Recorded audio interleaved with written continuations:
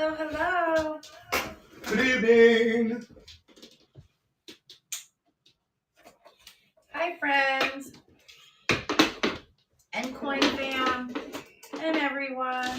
Friends and fam. Mm-hmm.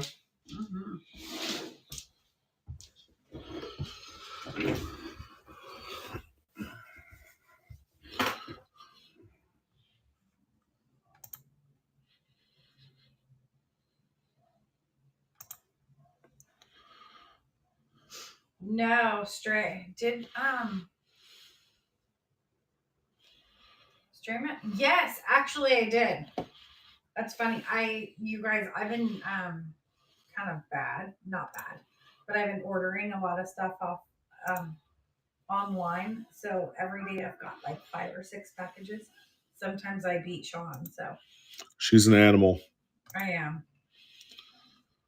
She's an animal. So, yes, I did, and it was a beauty. It was amazing.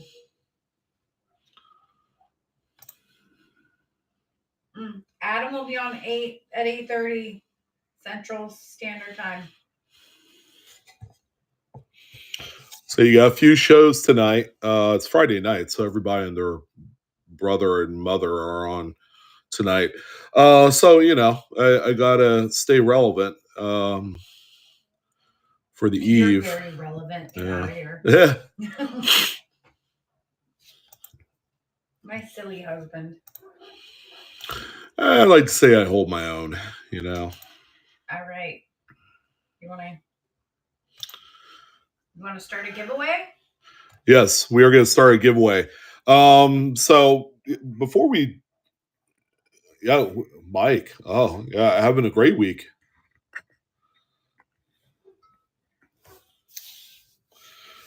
You're welcome, Chef. That's awesome. It's a nice sticker too. I think our vendor did a pretty good job on it. Oh yeah. I was a little worried about what the quality is because I wanted kind of like a vinyl sticker. I don't think that's what these are. They're not. They're like a laminated sticker, which works pretty decently as well. They're kind of waterproof and all the good stuff. They go good on water bottles. Yeah. All right. So to kick things off, all right, to reiterate, on Blue Ridge Silverhound specifically, we're doing the April GSA Carson City Morgan giveaway. All right. So we have 3 Carson Cities here. I have a feeling we're going to be upgrading this lot next week. Okay. But I'm just going to leave it at that and kind of like not put any spoilers out there. And then we have 2 other coins right here that we're adding in to have a collective amount of 5 total pieces that we're going to be giving away on the final show of the month, which is ironically on the very last day of the month, our Tuesday show. We're going to do a random draw to everyone that has purchased any item within the show. So it's by piece count. It's not by how many shows you've attended and bought something from. So if you bought, say, on your first show, 8 items, you get 8 entries into the April GSA giveaway. And there's always going to be 5 items. So we got the three Morgans here. We got a couple of 82 Carson Cities, 1 Van variety, 1 that's graded by Annex, and then a raw 83 Carson City. And I'm also adding in as well, this is actually the 5th coin. I have a feeling we're going to upgrade this one next week. It's a Mid-State 69 Saltwater Crocodile, the Trader B edition label. All right, so that's item number 5. You guys know that item number 4 is a Mid-State 70 version of the Trader B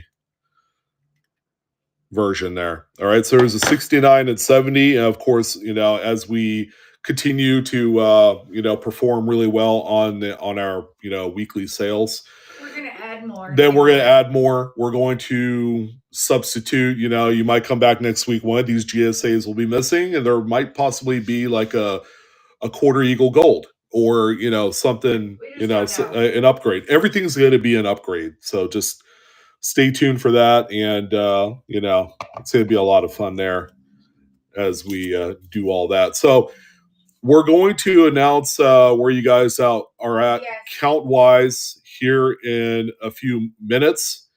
And but first, we're going to start things off with a giveaway. So I have actually a number of these really cool Iceland sets.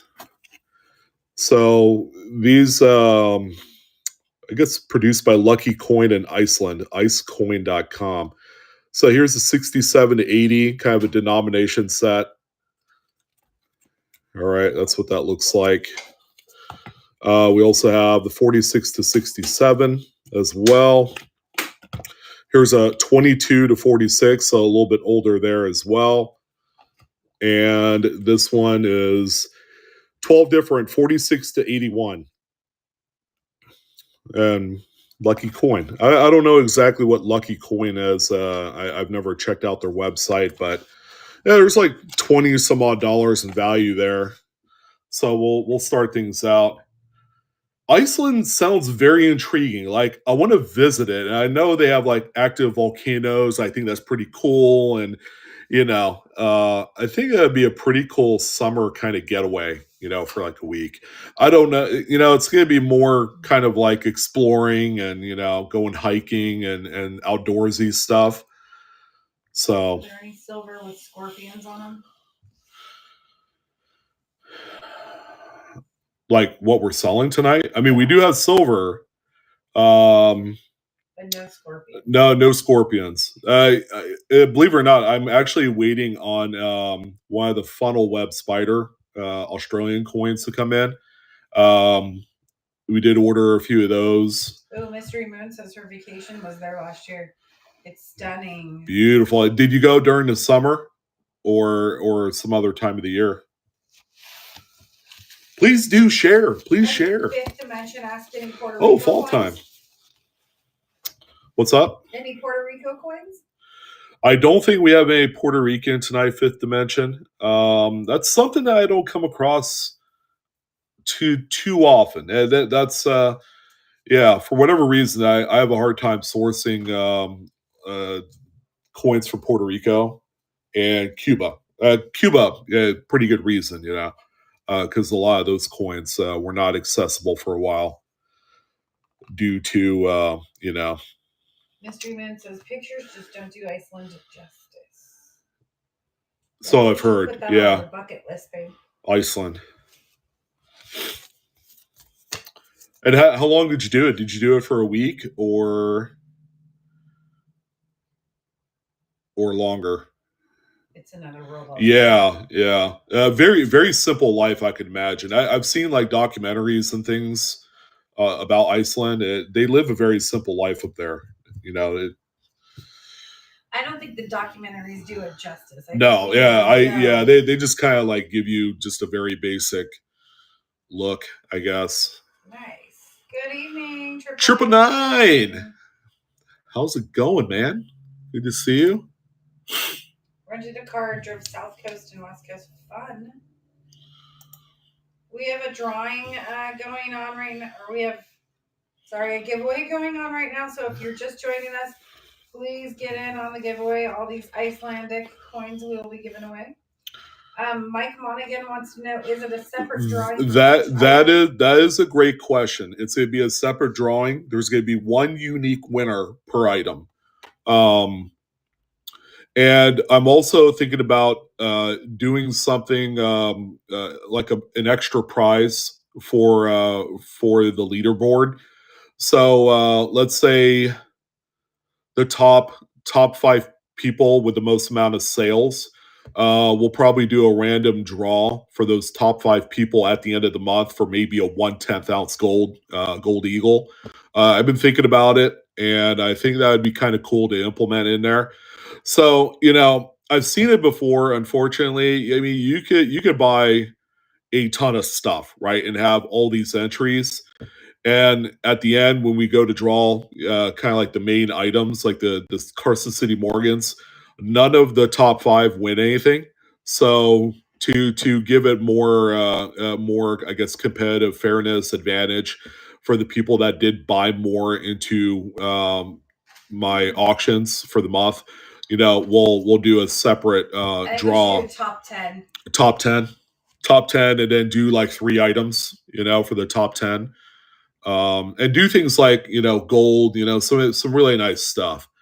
It's going to be, there's going to be a couple different ways that you can, win here. So there are multiple chances to win. Yeah, so, yeah. Like if you win something, we're not going to wipe your name off the board and say, Mike already won something, so he can't win again. So your entries are your entries. And then if you're top 10, you could actually win twice. You could win one of the main core things that we're promoting, like one of the Carson City GSAs, and then you would get into the top 10 leaderboard giveaway by itself and possibly win also a 10th or a quarter ounce gold piece. So again, we want to reward the folks that buy into it, because obviously you're spending, investing. I want to use both terms in there. Your hard-earned money on me. Well, and we appreciate that you guys come and hang out with us. Absolutely. Yeah. Again, this is kind of a way of giving back, but also making it fun. We don't want this to become kind of like a chore where it's like, shoot, here comes another day. I got to spend more money and get more entries. And it becomes a kind of like a dog and pony show. And, enjoyable for you. Yeah. Yeah. So hang out and all the things. Someone said, "Do we have a list so far?" While you say that, paperclip one. Oh, paperclip! I felt like I've seen your name, in a giveaway. Actually, as we were just very cool. Paperclip. Are you gonna go through them really quick? Then? Yeah. If you want to bring your laptop. Oh, actually, it's right behind you, right? I can't bring it, but I need to log into it because you won't be able to. Yeah. And I don't have access to it. And it shut off. So I had a feeling. Yep. Let me log in. So while she's getting the spreadsheet ready, there's like 70 unique people that have bought into. What did you say? Like 77. 77 unique buyers. So it's things are stacking up here. All right. No doubt about it. Let me. I don't have a tag for giveaways. Well, since he's looking for giveaways, I will go ahead and announce. Always Unique has 52 entries. Mystery Moon has 44 entries. Mike Monaghan has 31. Highway Star has 20.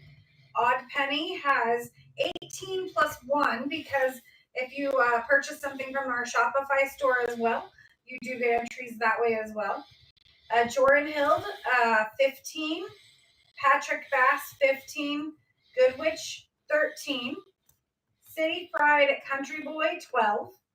Davris, 11. Miss Mama, 10. Shastina, 10.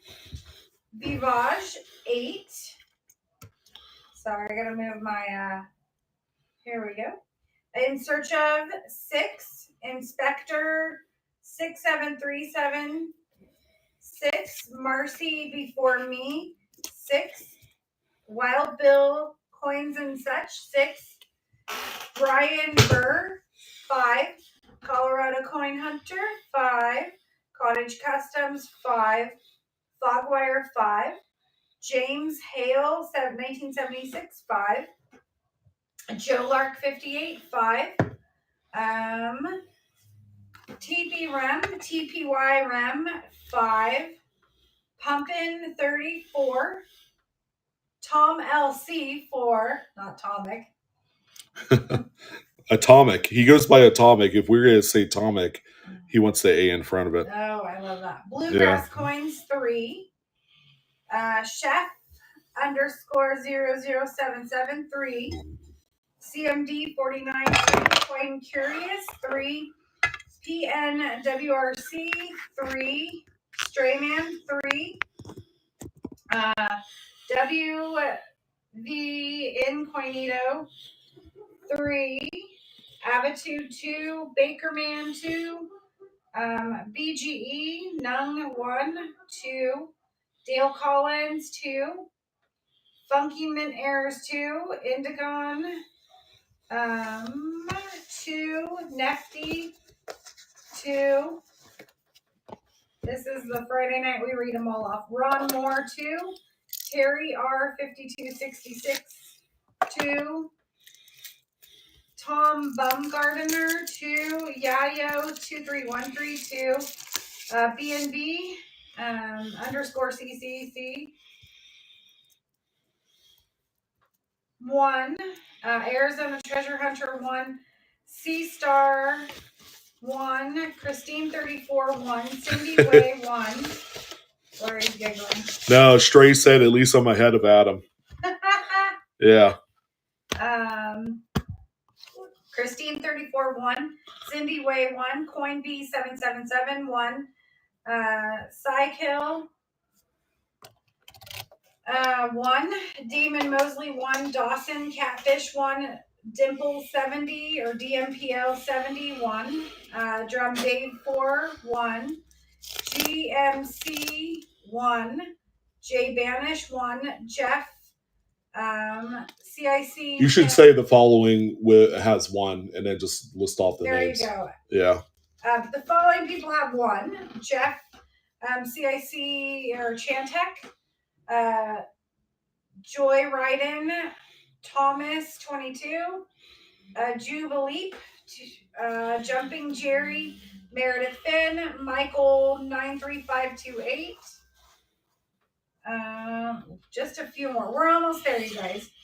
Nick James, Paperclip 65, Papa 33, Pete Treasures 23, RV Miller 14, Ryan 8381, Southern Coin Hunter, Stone Cold Silver Stacker, Stumblefoot. The Blues is Tiz Jazz T80, Trader B, and V-Told 718. Isn't that a travesty? Trader B has an entry into this thing. How many does Miss Mama have again? Miss Mama, I think, has 10. Oh, Miss Mama, you got 10. Hang on, wait. Let me just... Howdy doody. Yes, she does. She's got 10. So, you guys, thank you for coming to support us. You know, we couldn't do it without you. I love spending money on you guys. So having giveaways and having things where we can just give back to everybody who supports us is one of the best parts of this job and of, you know, being here with you guys. So we just, you know, we want to give back to you guys. Sergeant says you need some water or something for your throat. Who, me? Yeah. No, I don't need water. I'm good. I got iced tea. So, yeah, iced tea is good. Unsweetened, of course. We're selling a lot of stuff. We have, yeah, absolutely.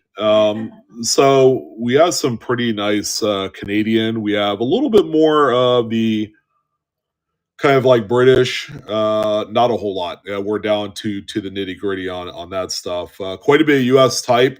Like I did say, there's some classics in there. We have Indian head cents, nice XF AU quality Indian heads. There's even a 1909 brown Mint State Lincoln in there, non-VDB, of course. There's a couple of Seeded Liberty dimes. There's some slabs. We just acquired a little mini collection of 1999 silver proof statehood quarters. So that's the rare, expensive first year of these statehood quarters, all 90% silver, and we have multiples of each state. So it'll be a good opportunity if you're looking to pick up one of those expensive 99 S's in silver. Tonight might be your night because we have, I think, about anywhere from like 3 to 6 of each state for 99. So, that's Stumblefoot. I feel like I've seen that name on the giveaway train before, and good job, my friend. Well done. Oh, by the way, the giveaway stuff does not count toward the entries. Okay, so if you win, that is not a giveaway item. So let's go ahead and do one more giveaway. Mike Monaghan, do you have to be present to win the... No, you do not. No, we'll use a separate... So we got more copper rounds. We got the Silver Eagle Tribute. That's what the reverse looks like on these ones. So it's got 1 ounce of copper. Pretty cool American design there on the reverse. Wait, what happened to my voice? Wow. So Yeah. It's not actually Vivage, do you know that? Or it's Vivace? Viva J. Yep. Cool. I didn't know that. So She just told me that. yeah. So we'll do that there. Yeah, we have like groups of stuff. We got a few more albums to sell, and You're welcome, Mike.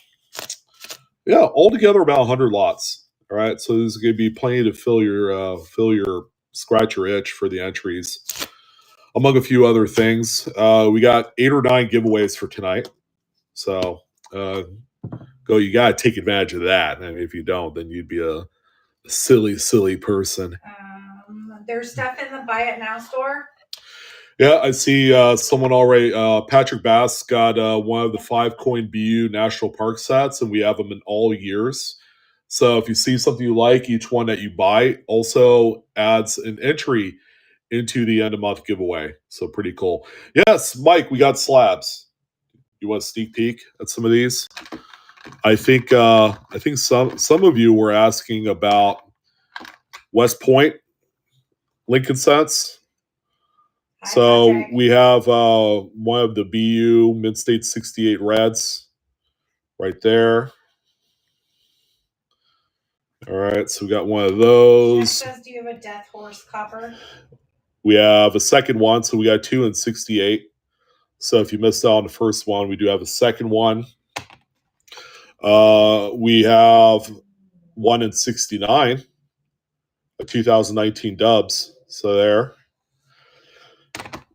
We also have one of these. This is really cool.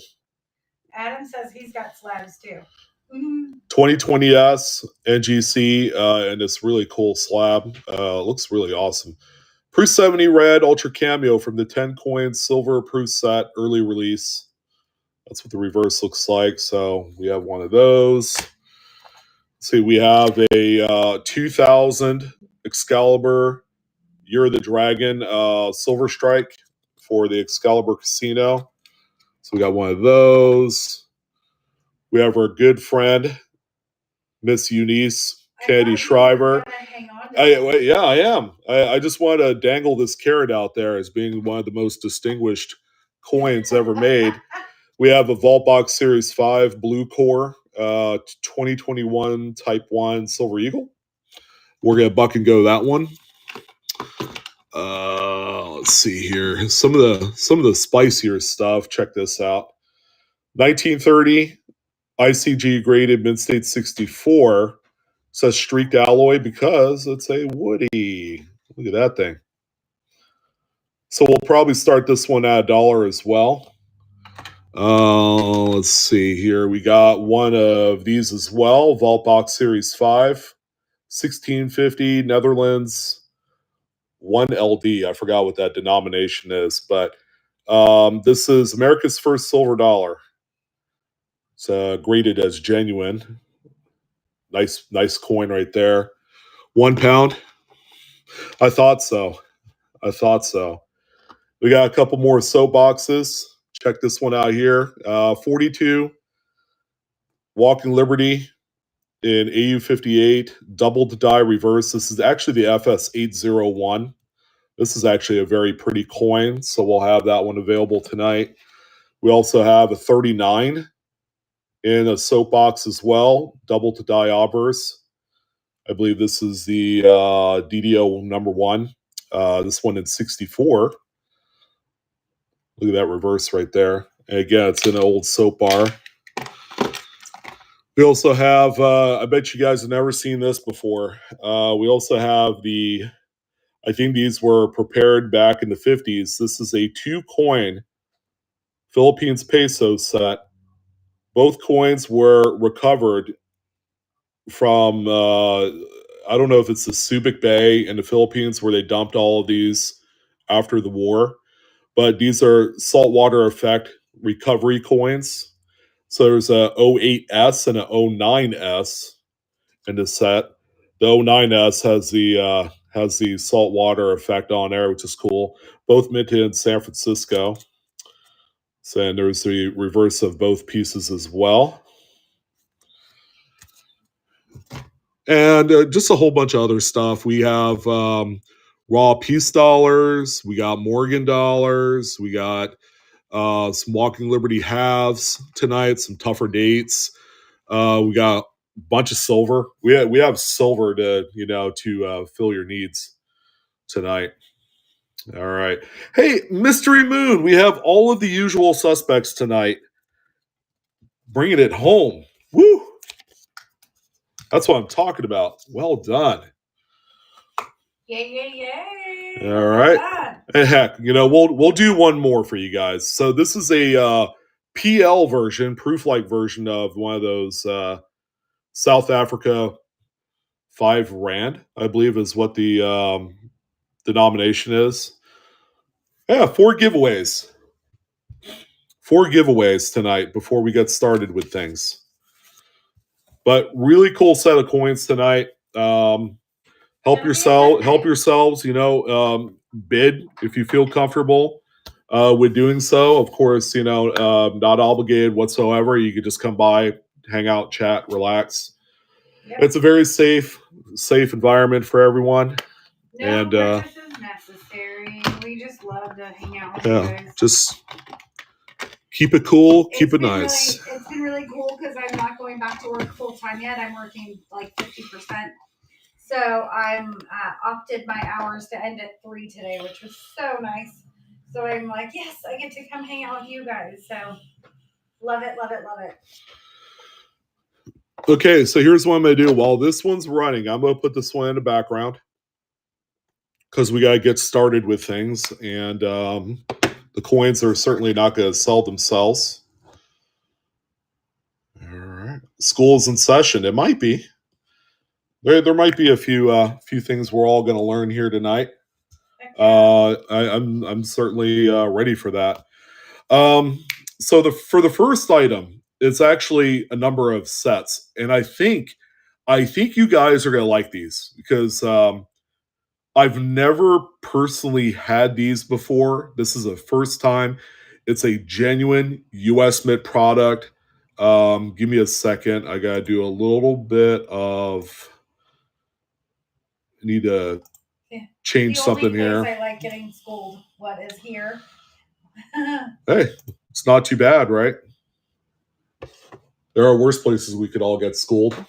Yes. So why not let it be here? And I'm not the only one too.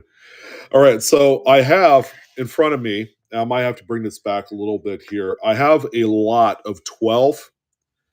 And I had to open up one of these, so that's what this first one is here. So they all come in the original shipping containers. If I flip this over, there's actually, you saw that. Each one has the mailing label. So I'm going to keep those on there. Keep in mind that whoever receives it, just know that, just be as discreet as possible.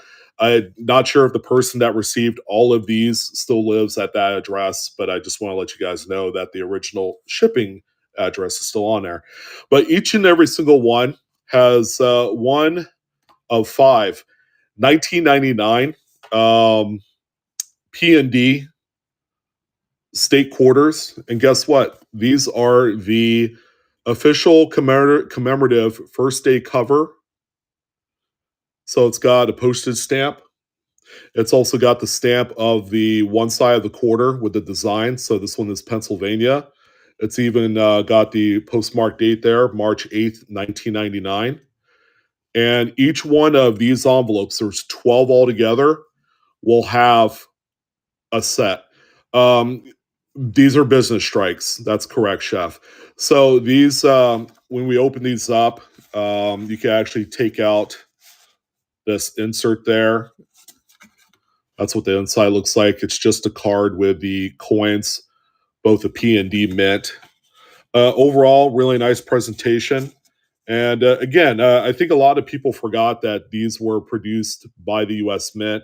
It's got the 50 state quarters. Official logo is what they used at release. So it has Pennsylvania and first day mintage, first day issue, March 8th, which is the postmark date there. It's Harrisonburg Station in Pennsylvania. All right. So these are really cool. This is actually the only one that I've opened. They're all sealed in this cellophane plastic with the cardboard in there, and every single one has the kind of like how you rotate the coins. I know I'm spending way too much time over explaining this thing, but I want you guys to know what you're receiving here on this one. So 999 and Adam, thank you for the tips. Yeah, that's really awesome. Thank you, gentlemen. That's cool. So let's see. We have one, and some of these are still sealed, by the way.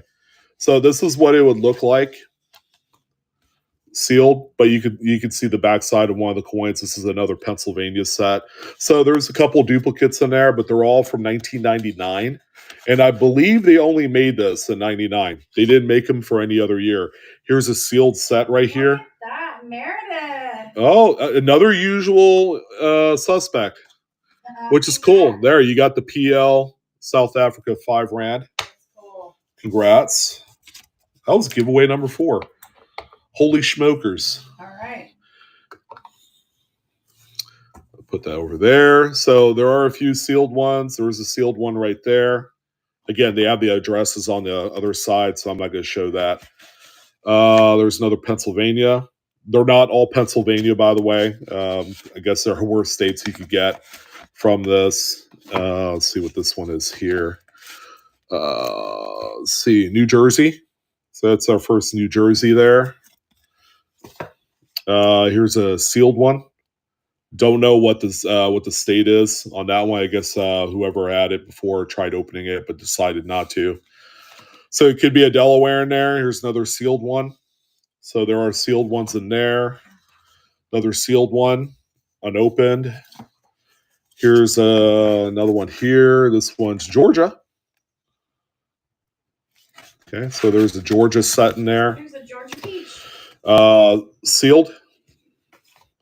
About half of them are sealed. All right, this one is open. This one is Connecticut.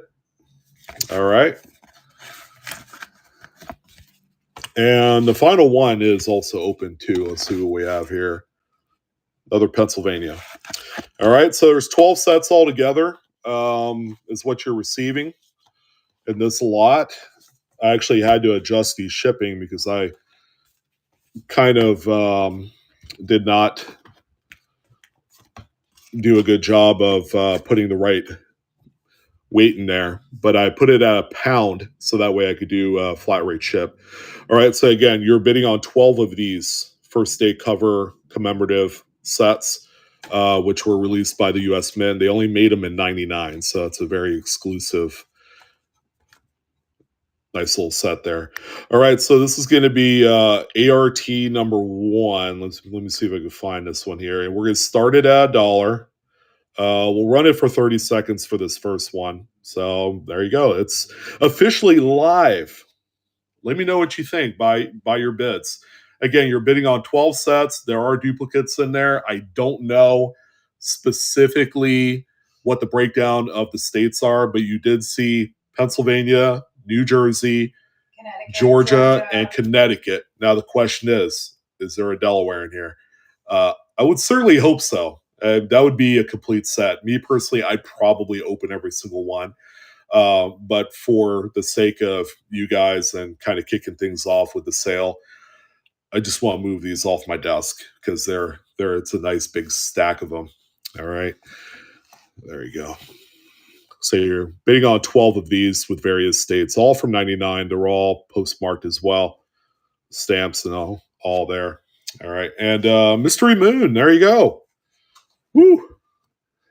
I kind of feel like that's a really good deal. I really don't know how much these sell for, but right off the rip, if they're $8 to $10 a piece, then you did okay.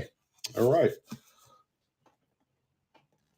There we go. Always good to break the ice with the first sale. I've been doing this for a little while, but always nice to see. I was going to say something, but it's probably not appropriate. What? I just will not. Okay, perfect. That's one big bulky item I can take off the desk. Let's go ahead and do more.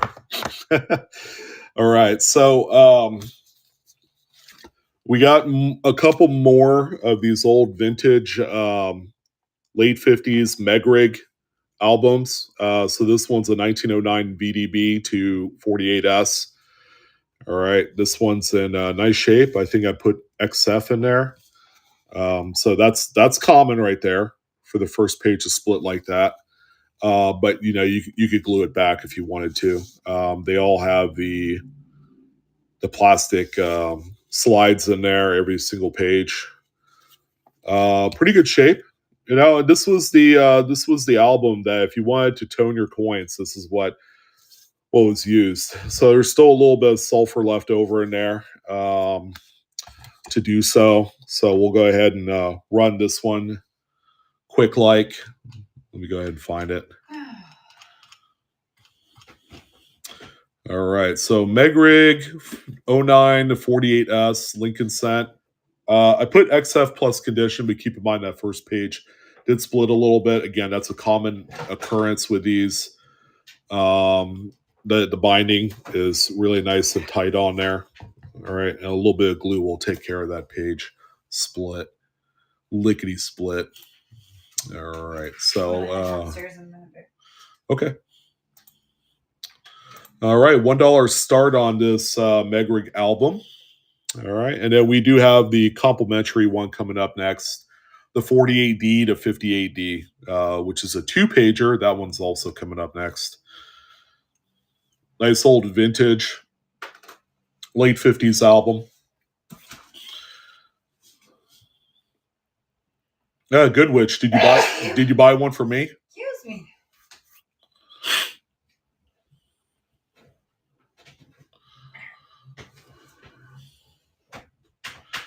Wow, Colorado Coin Hunter. You want me to run that thing already? We're just getting started. That was going to be line item number 74. I was going to make you sweat it out. Oh, my goodness. All right, RDH. Congratulations there, my friend. I'll be up in a few. There you go. All right, so we got that one there. Let's go ahead and run its complimentary piece there. So again, a very small one, a little bit of light discoloration on the top there, and a little bit of the top layer peeled back just a hair. Again, a little bit of glue will take care of that. All right, and then same with that. First page split. Again, it's par for the course. So this is half of an album that have assigned dates, and then the other page is completely blank. There's the back of it. All right, so that's again a Megrig brand, old school, old style album there. Tough to find these days, and when you find a dealer that has them, they want moon money for them. A lot more than what RDH paid for. I can tell you that. I've seen these at coin shows for about $50 a piece. And they think it's Dansko quality, and it's not usually. They're known for their heavy sulfur content inside of them, which promotes toning. All right, so we're at a little bit of a battle back and forth. I think RDH is determined to pair up this one with the other one. Hey, Inspector, awesome. Congrats. Hey, have you tried on the hat? All right, RDH, there you go, my friend. You got that one as well. All right.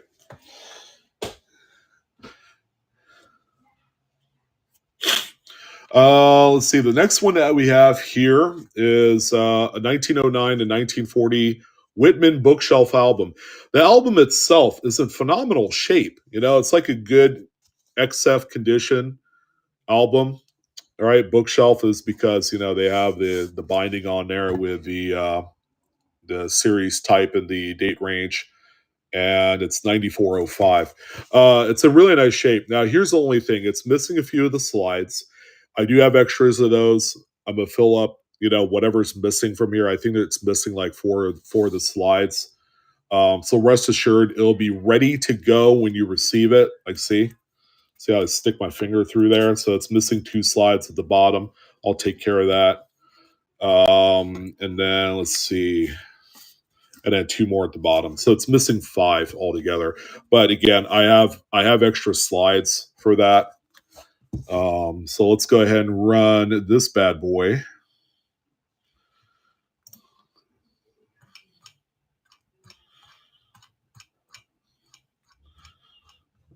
If I'm missing your questions or anything, I do apologize in advance. I'll get caught up here in quick time. All right, so this one, $1 start, 20 seconds, and there you go. That one is available. Yeah, GMC, good to see you, by the way. Thank you for your first purchase last Tuesday, which, by the way, all your guys' shipments from Tuesday is out. It got sent out last night and a few more this morning.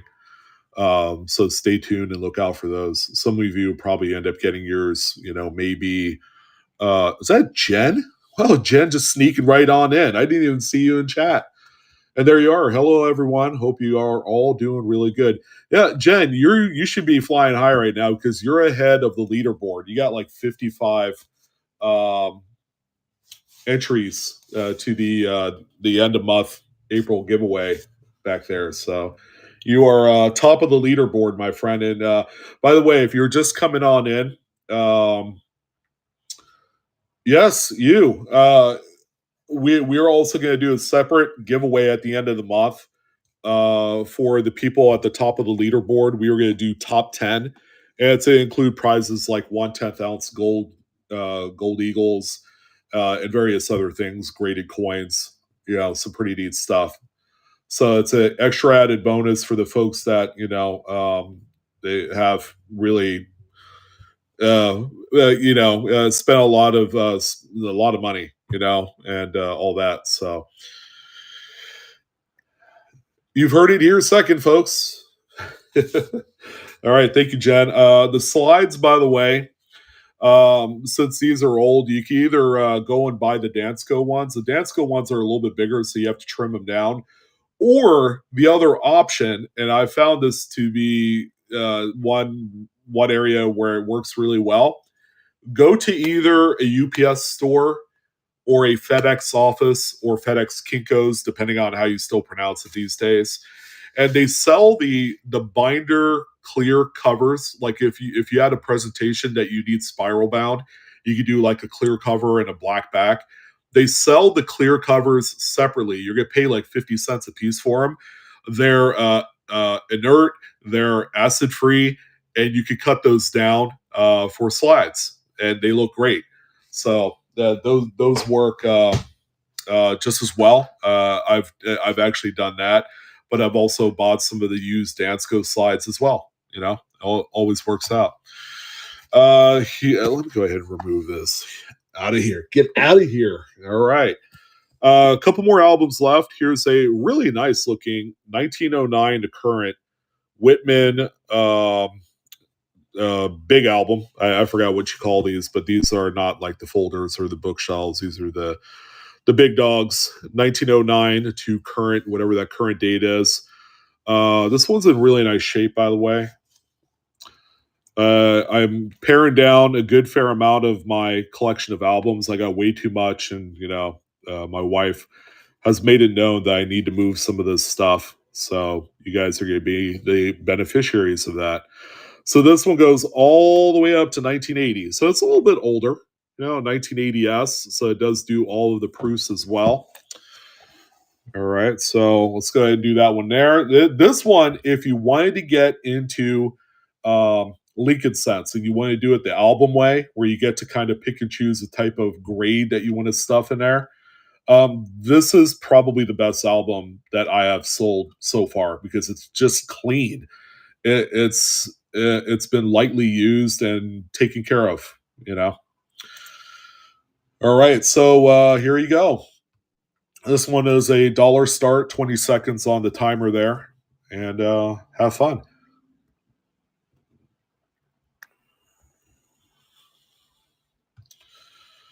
Hey, James. Gypsy Lee, good to see you. Gary, I already said, did I say hi to you? But if not, here's my official hi. Iraq veteran, Inspector, Mike in the house. Hey, there's Eric's too. Yeah, Staples office supply. Yeah, especially if they have a print department, you could buy just single sheets in there. All right. So let's see. This one is going to RDH.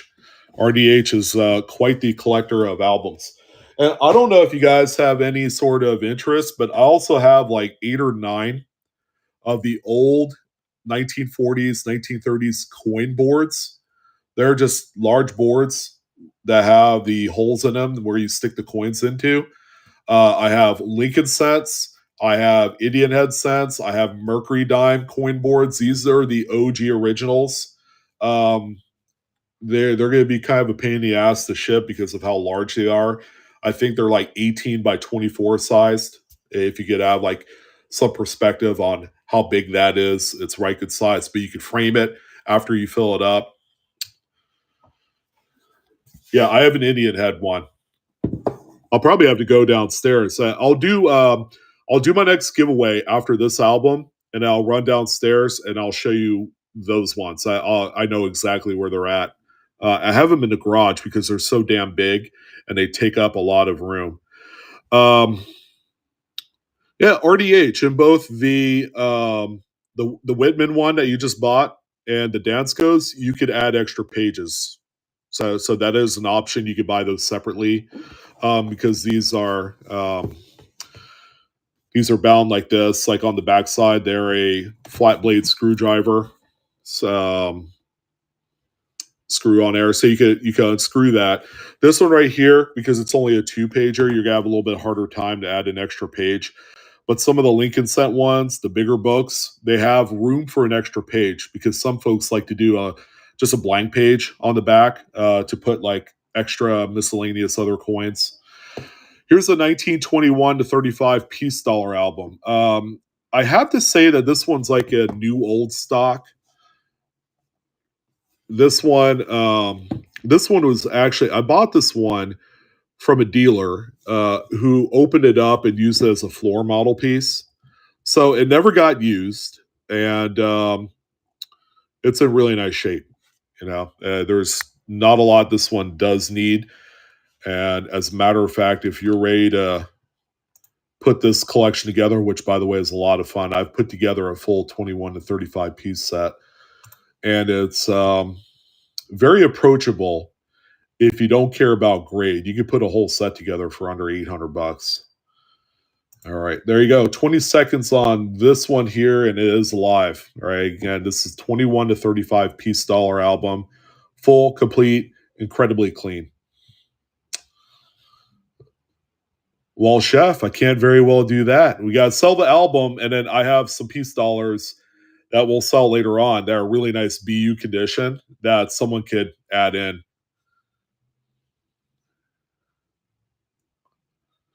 Oh, Colorado, you still have that? That is awesome, man. I remember that. I remember it like it was yesterday. All right, Mystery Moon, congratulations. Man, I love reminiscing on some of those old giveaways that I used to do. We've given away a lot of great stuff over the years. They all used to be on YouTube, right? We always used to do all the giveaways on YouTube, but now last year we had a pretty nice giveaway for the holidays right here on Whatnot, and it was a lot of fun. That was a smoker of a good time. All right, so you see that right there, that 1 ounce copper. I'm gonna go ahead and run this giveaway, and then I'm gonna go and grab the coin board so you guys can look at it. Because they're so big, I'm gonna have to figure out how to ship those. They have to be shipped flat, of course. All right, there you go. I'll be right back, guys.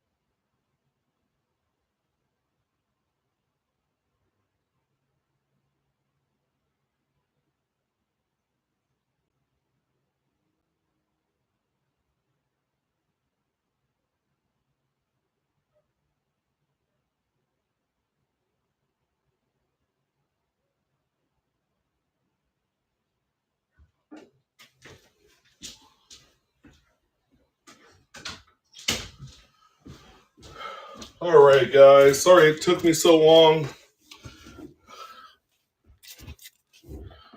All right. Looks like this one already went bye-bye. Cardoom. Wow. All the usuals, huh? It's kind of funny. Congratulations, Mr. Doom. Okay, you guys ready to check out these coin boards? They're pretty epic. Let's see, I got these about 14 or 15 years ago, and they've just been sitting. Never thought about selling them or doing anything with them, but now that we talked about it, back to your seats, quickly. All right, you'll have to excuse my my desk here. All right, so this is what these look like. All right, not quite 18 by 24. They're pretty big, but these were all from Whitman. These are right around 1938, 1940s.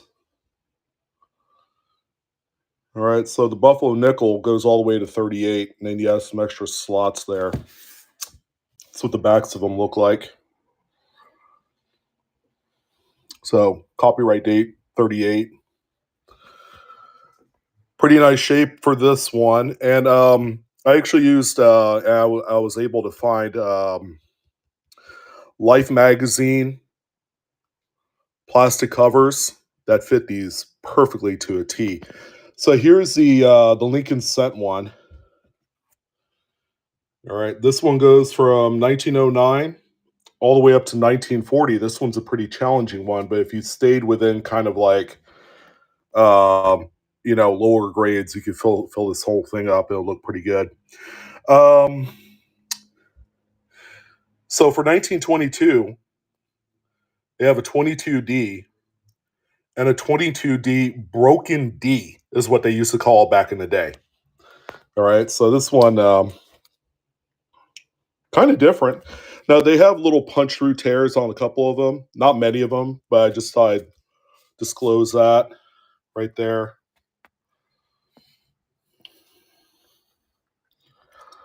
Hey, is Kelly here? Nice. The gang is all here. Now it's time for Kelly to win one of these auctions or one of these giveaways. Here's the Liberty Head nickel, so V nickels. Even has 1913 rare. This one does have a pretty good punch through on 1887. So you probably, do something there to fix that one. Here's the Mercury dime.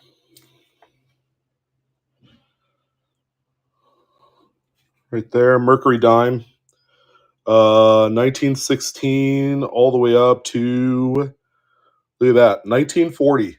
So that gives you an idea of the age of this. We all know the Mercury dimes went all the way up to 45. So not quite all the way, but it's got some empty slots there, to try and make it all the way across.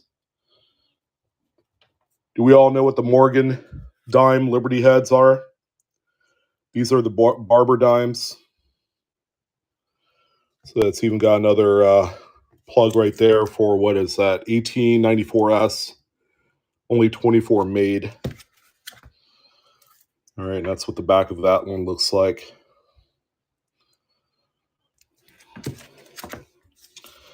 And for Jen, the final one, probably the coolest one, the Indian Head Cent board with the different font style at the top. And it went from 1859, I believe. Scratch that. Flying Eagles, too. So I have all the Flying Eagles, 58 in small and large letters, all the way up to 1909S. All right, here's the back. The back is plain.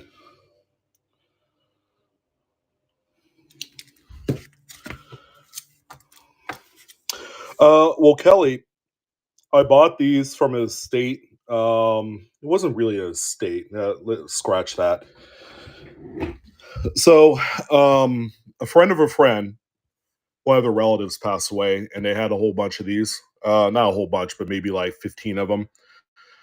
I bought these ones along with the other ones. I bought them all, and I ended up forgot. I think I ended up trading a few for some older Regency Danskos, ones with the red covers, back in like 2010, I believe. So these are the 100% original ones. The Lincoln set one, they remade a newer version of that. I think 4 or 5 years ago, and they don't sell them anymore. So it was kind of like a one-shot deal.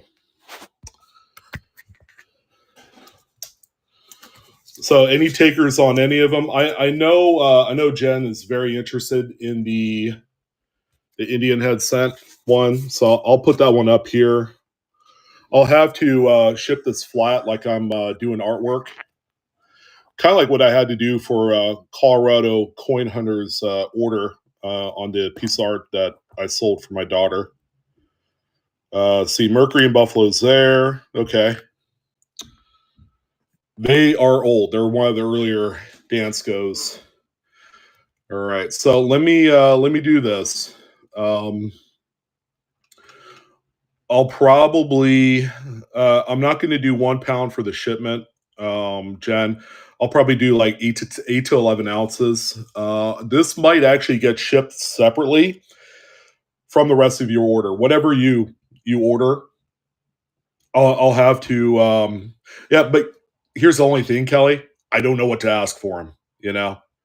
So I've seen these all over the place, and I wouldn't feel right just putting whatever price on there. I figure I'll start every single one of them at $1. They'll go to a good home because otherwise they're going to go back in the garage and they'll just sit there. These have been sitting in my garage since 2005 because before that I had them in a closet somewhere. So let me go ahead and do a quick little adjustment here on the shipping. This is going to be lot art number 2, by the way. And then we'll go ahead and start it. So this is for the Indian Head Scent Penny Collection Whitman board. All right. So, and it is live right now. 20 seconds. And a lot of the fading, by the way, is the plastic. All right. The actual board is actually pretty nice. It's got the original kind of like royal blue color on there. Maybe that's a little bit better. And it's got 4 slots for the Flying Eagles. You could make the case the 1856 is a proof. It may not actually belong there, but I don't know. If you're feeling brave and bold and you want to actually put an 1856 proof in there, then by all means. Jen's like, come on, guys, stop bidding on this thing. All right. So there you go. Jen, you got your wish, my friend. You got the Indian Head Scent one.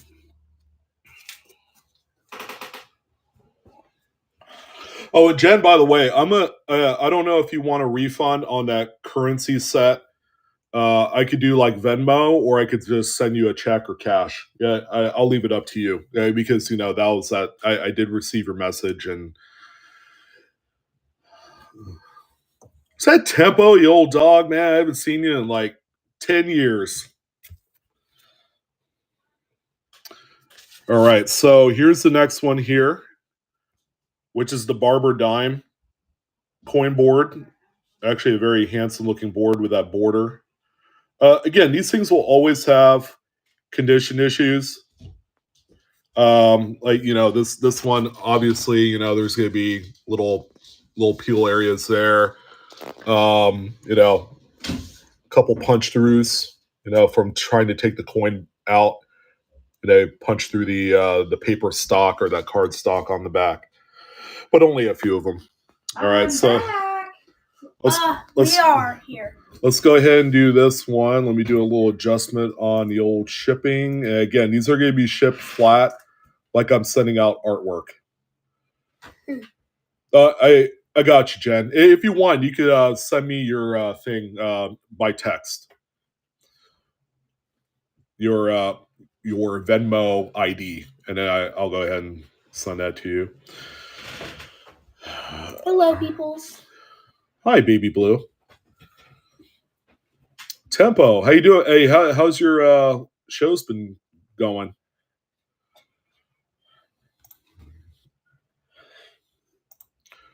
Yeah, my daughter has a little bit of a cold, by the way. I think it's more allergies from all these flowers and pollen and all that stuff.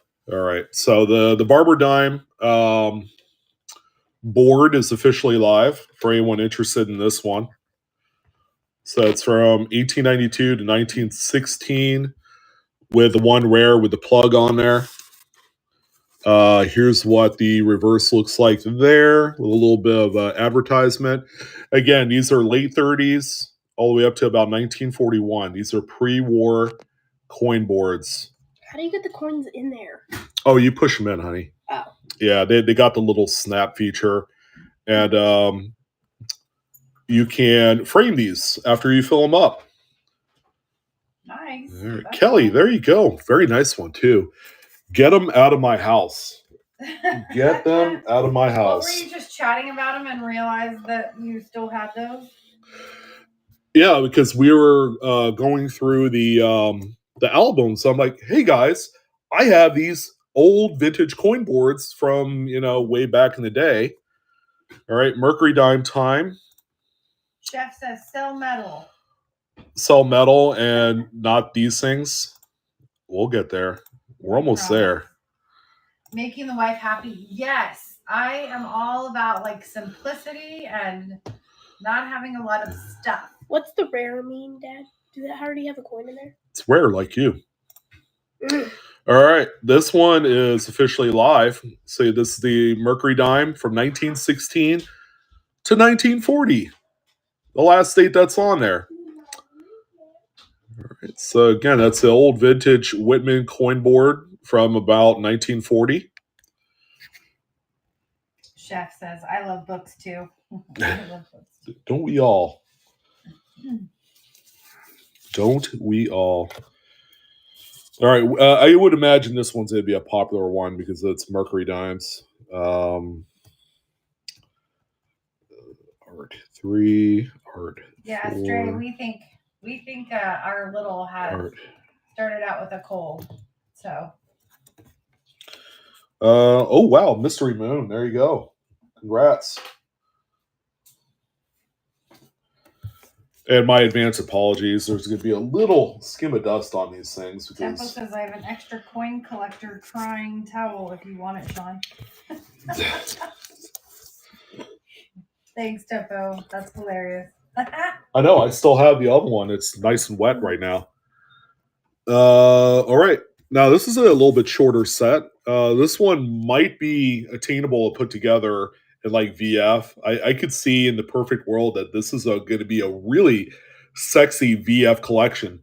And then, when you get to some of these here, 1886 and 85, those are generally stoppers because a lot of people are, trying to find, AU mint state versions of those coins. And when you're putting a set like this together, I don't think it's necessary at all. Hope you're feeling better, Stray. It sucks, I know. Yeah. Let's see here. Do a quick little adjustment. Says, where in Virginia are y'all from? We're actually, if you're talking to the Blue family, we're not in Virginia. We are actually. All right, guys, this one is live. So this is V Nichols. California. Yeah, we're in California. Me personally, I'm from the area, so Southern Maryland. We used to travel in Virginia and, did a lot of camping and sportsman stuff in the Blue Ridge area. So, North Carolina. These are cool coin boards. They are. It just needs an owner that wants to do something with them. Yeah, had I remembered that you had these, I would have we could have Put them up on our walls. Maybe not. I don't. Well, knowing your sense of style, you don't want these on the wall because you have to fill them up with coins. You have to frame them, and the frame has to look decent, you know. And besides, you like family pics on the wall. I do. I really do. This is again for Cardoon 23. Nice pickup. Yeah. And by the way, guys, you'd be hard pressed to find any of these being sold by any other seller on the platform. I guarantee you, this is probably the first time that you've seen these on here. Again, I do like unique stuff, and I cannot lie. Yes, you do. What's up, Kelly? What's going on? Uh-oh.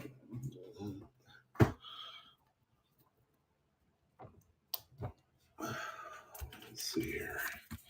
Kelly says, BRB. Love the Blue Ridge Mountains. Blue Ridge Mountains are beautiful, especially during the fall. They're pretty all year round, of course. Here's one I'm sure a lot of people are waiting for, the good old Buffalo Nickel version. Fargo. I didn't know, Tempo, you were in Fargo, North Dakota. Wow. Cleveland. That's cool. All right, this one is officially live. Buffalo Nickel collection from 1913 all the way to 30 AD. So that's a complete set there. And then you have a full bottom row of blanks, so you could put extras and things like that there. Buffalo Nickel Whitman coin board. Again, this is from circa 1938 to 1941. That's when these were made. CMD is picking it up. CMD, congratulations, my friend. He says, any Oregonians? No, but we have family that lives in Oregon, so.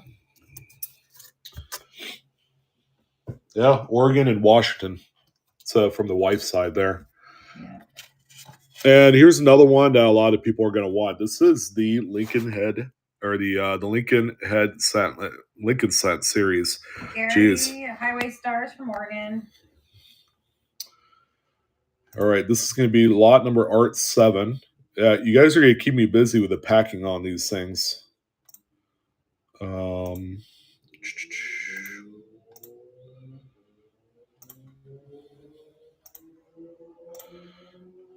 right, this one is officially live. So Lincoln Cents from 1909 to 1940, and it also includes the ultra rare 1922 D broken D variety. They didn't have an actual plain no mint in these. I think they designated them a little bit differently back in the 40s, you know.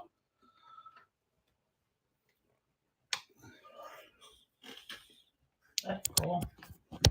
Oh, good job, Jen. Man, that must have been a freaking relief.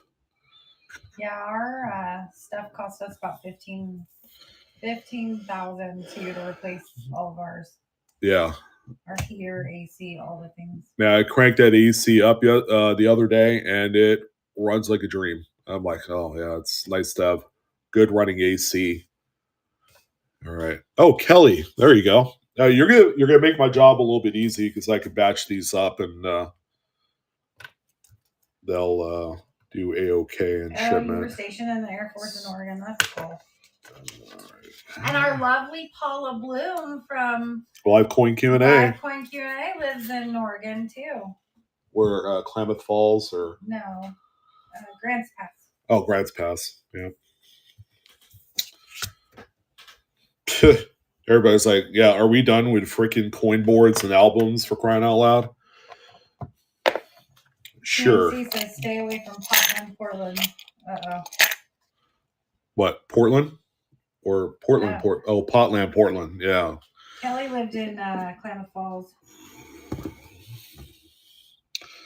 There you go. We'll do another one of these giveaways and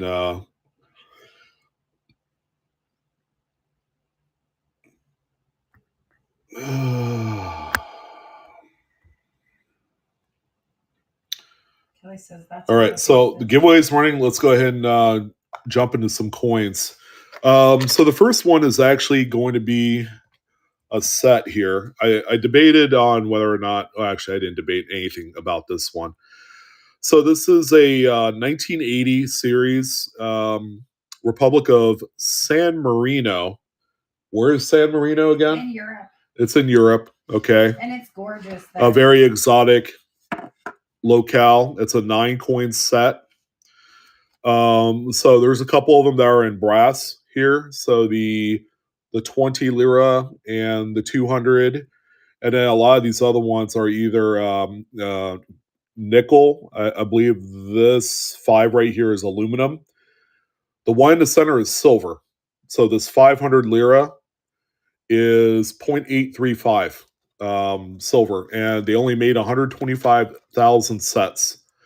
And if you flip them over, each one of the coins for the Olympics has a sport. Like the silver is boxing, all right? And then you're going to see skiing, you're going to see soccer in there. Sorry, football, ballet, and a few others on there. To say it like that. There's a book in there. It's in, I don't know if it's...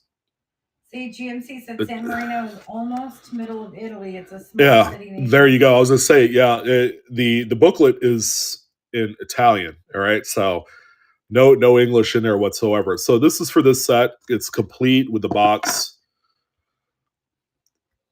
It's like, good God, can we start with the coins, please? I know, I don't speak San Marino. It's all right, but the coins, they speak to everyone, especially when they have silver in them. All right, 15 seconds on the auction, folks, on the 9-coin set here. This is like a business strike set. And it does have silver in it. And this silver coin is the one that's right smack dab in the middle. It's pretty. Yeah. Let me see besides the coin, let me see the holder behind it. There you go. So that's boxing. This here, it's just a box, you know. And then here's the booklet. It actually talks about each one of the coins. Hey. You know, so it's really cool. Multi-page, like 20 pages altogether. Italian, though? It is. Note biografica su Venanzo Crocetti. You guys, tell him no more. No more? Yeah, I know. All right. CMD, congratulations. There you go. Kelly says, can you believe the silver prices right now? I cannot believe it. And guess what? There's Adam says no moss. No moss. No more talking in that native tongue. And we'll all be good. Let's see. Let's go ahead and do this one here. 1973 California American Revolution Bicentennial Medallion. All right, looks to be in bronze with a little bit of artificial distressing. Little historic events pamphlet, and that's it. All right, that was cool. Yeah, that's what that one looks like there. 1973 from the Lincoln Mint in Chicago, Illinois. Oh, yeah, look at that. 60606. Oh, you can form an easel and you can display it on your desk. You should do that at your guys' work. You know, your cubicle will look nice and fancy. And people will ask about it. And you're like, oh, it's a medal from 1973. Want to buy it for me for $500? And see if you get any bites, because, you know, if you're a really good salesperson, you would have no problem making a grip off of this. You're a goofball tonight. Yeah. I don't know anything. I've never owned this particular medal before, but it's always good to see one that's complete. Viva J. I got it right? Finally, right? Oh, my goodness. It only took how long? I think he usually calls you Nikki. Yeah. Nikki. And I think Colorado Coin Hunter, are you here? Are you still here, man? Or did you dip? Because it's like I'm being slow tonight. He's here. Yes.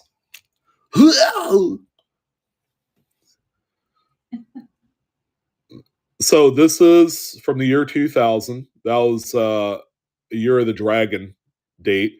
HCQ, there you go. You got yourself some copper. So that round is head your way. So this is a silver strike from Excalibur Casino. This is Year of the Dragon. So this is from the year 2000. The last year, really, that they made any of these things. 999 fine silver in the middle. This is actually a scarce one. I've never owned this particular one. So it's a Las Vegas type $10 face value in gaming. But why would you even use this thing? I wouldn't go in my PC right It would go. It would go into proverbial PC. So there you go, Colorado coin hunter. You're the dragon.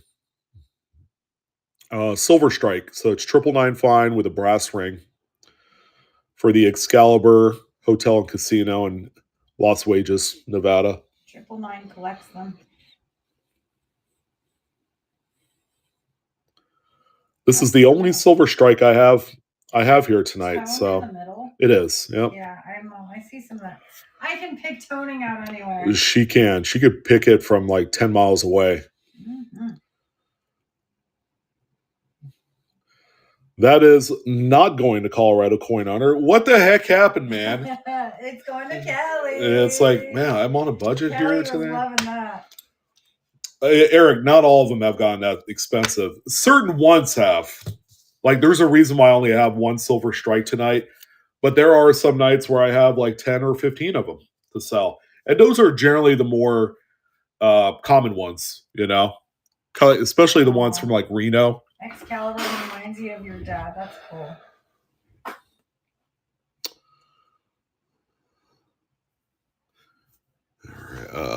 Let's see here. Kelly says, you know, I have a lot of yours. I did find a bucket of blood, though.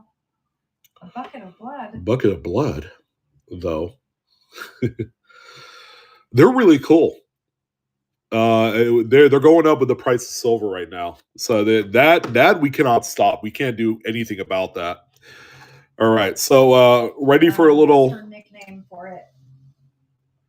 Oh, gotcha. That's cool. That's cool. All right, we got a little swath here. Let me go ahead and remove this here. We have a little swath of 10-second sudden death listings coming up here in a moment. Eric used to pick them up for $8 to $10 a piece.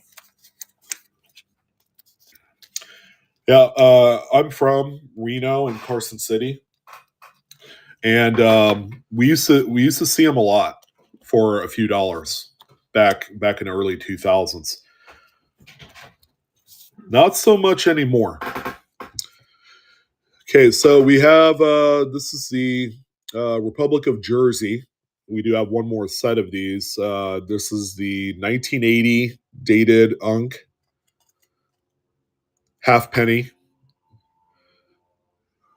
Anything from Jersey, from the nation of Jersey, is very lightly minted. They didn't mint a whole bunch of these.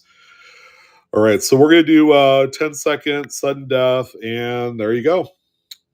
Go ahead and add some entries into your end of month giveaway. Wow, we drive right by Verdi all the time. Oh, yeah. All right, there you go, Jen, with the first and definitely not the last. All right, so we got that one there.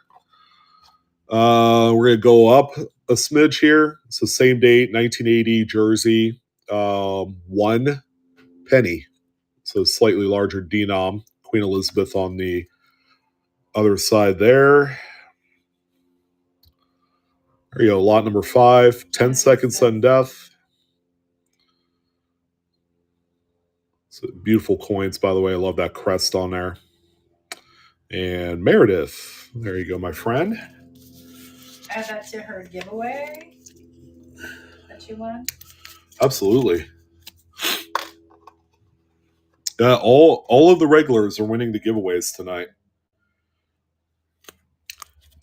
Here's the 2 pence, or they call it the 2 new pence as well.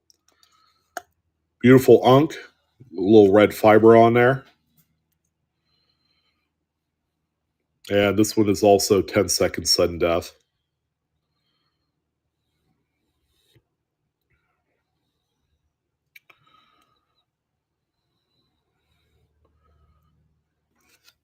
I love hearing stuff like that, Eric. That is so cool. I've talked to a lot of people, especially folks that had relatives that worked in the banking industry, and you could hear just like a Bible's worth of just really cool stories, not only of stuff that people bring in, like I knew someone that I had bought wheat cents from before, when I was doing the crazy wheat cent roll sale. Um, his great aunt worked at the bank, and they used to get in $500 and $1,000 bills all the time. And they would trade them for face value, obviously, but those things today are worth a ton of money. They kind of exploded just in the last 10 years. 5 pence, 1980, also another Unk coin as well from Jersey.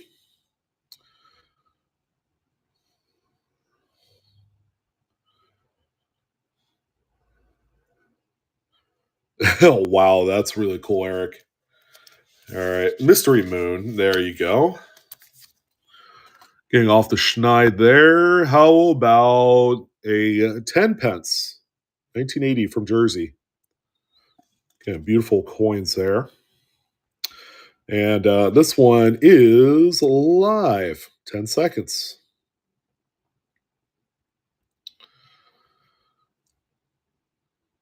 Yeah, can you imagine the type of stuff that you overlooked in those folders when you were a kid, and not thinking about it, like, oh, what is this 1931S doing in here? Oh, wow. Just looks like a regular date. Or just having the folders themselves is a pretty cool, badge of honor. And let's see, the final jersey piece is the 50 pence, 7-sided. This one also 10 seconds.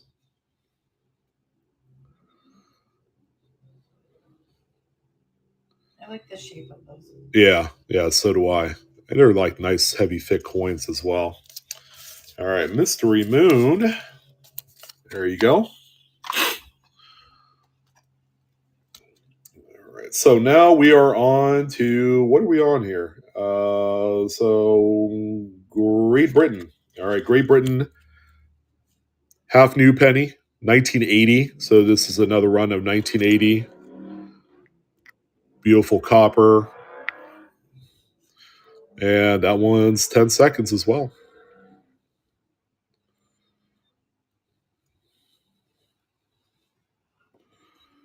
And Mystery Moon. There you go. I think I need a nap. Yeah? Yeah. Might just be that time. Here's a 1981 penny from Britain and Ireland as well. Wow. And there you go. That one is running. Weird to think that early 70s and was 50 years ago. Yeah, I believe that because I'm almost there. You are not. Yeah. Oh, I'm closer. I'm born in closer the to late I'm closer to 50s than I am to 40. Oh, that's true. And so are you, my dear. I know. That's okay by me. Yeah. I'm aging gracefully. How about a toner? 2 new penny. Check this thing out. This side is much more impressive, though, when you look at it. This was one of the surprising little hits in the collection. Nice tone. Stray says, 10 seconds. Stray says, I have dust bunnies older than you do. True that. That's okay. Al is a wise man, that's for sure. What he says goes. I'm not disputing that. Nikki, you know what we did? We ordered pizza. It's our Friday night. Friday night pizzas, right? And I can't cook, so. Yan can cook. So can you. 5 new penny, 1980.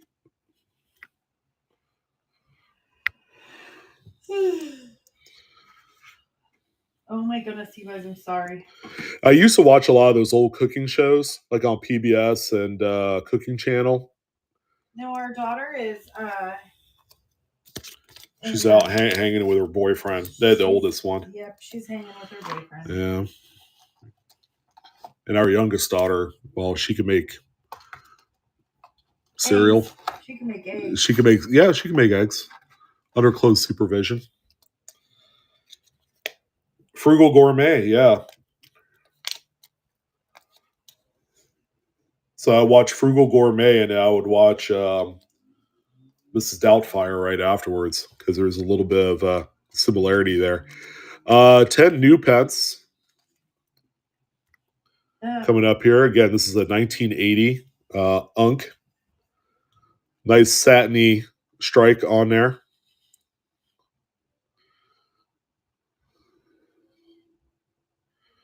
And there you go, Miss Jen.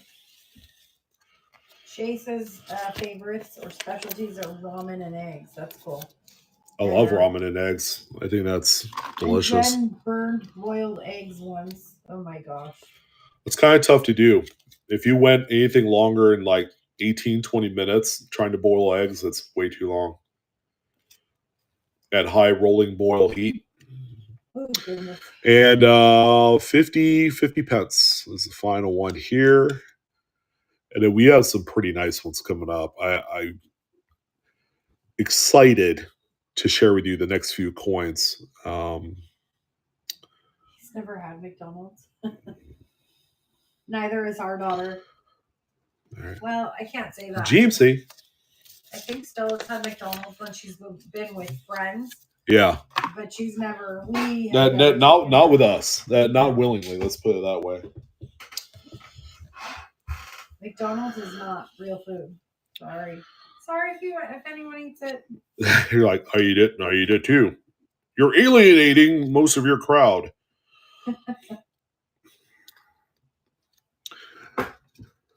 So, yeah, this is really cool. This is what they call the Queen Mother commemoratives. This one is for Great Britain.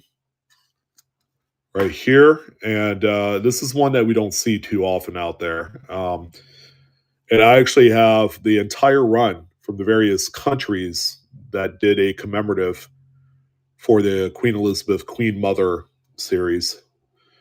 All right. And that was going to GMC. GMC, like the pickup truck. I like the way that you spelled that. Yeah, that's pretty cool. Hey, wait, we have a GMC too.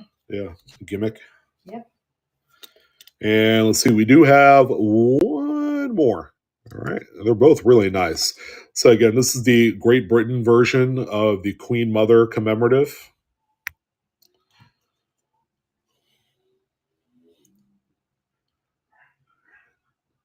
Very nice, intricate design on there as well. All right. And Mr. Oddpenny. There you go. Sam says he did salmon the other night. Wow. Oh, salmon sounds good. I love salmon. Yeah. Enjoy your salmon. And by the way, these are all crowns. So that's the denomination on these. All right. So here's our... I only have one of these, the next few here. All right. So this is Gibraltar. This is the Queen Mother, 1 crown. These are all dated 1980, by the way. They only made these for one date. I was lucky enough to come across a little set of these. And these are the more expensive chasers. The first two that we just sold, the British Queen Mother coins, they're out there. Maybe not in the nicest shape like the ones I just sold, but these are the tough ones right here. All right, Colorado Coin Hunter grabbing up the Gibraltar. Very nice. Yeah, I figure we'll just stick with sudden death on these. Here is coming up next. This is the Falkland Islands. Wow, this one's cool too. Falkland Islands crown. All right, so that's what that one looks like there. 50 pence is the denomination for this one. They're not all crowns. It's whatever the biggest size coin that particular nation makes. So this is the Falkland Islands. Again, a very rare one here. All right, Jen. Good job. Congrats. Adam says, come join me after the show. I'm going live now. You got it, brother man. I'm going to send everybody your way. Better be ready. This is the Bailiwick of Guernsey. So we have a 25 pence Guernsey.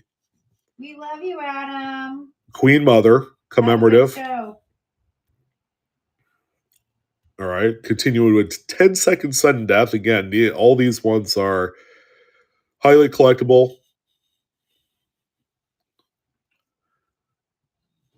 Odd penny. There you go, my friend. That's a good one there. They're all good ones. Can't all single them out, though. The next one here is the Tristan da Cunha. Tristan da Cunha, 25 pence.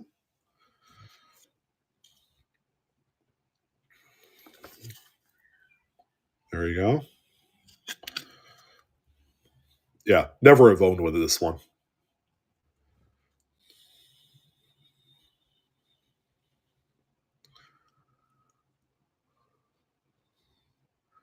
Yeah, Chef. It's actually coming up here.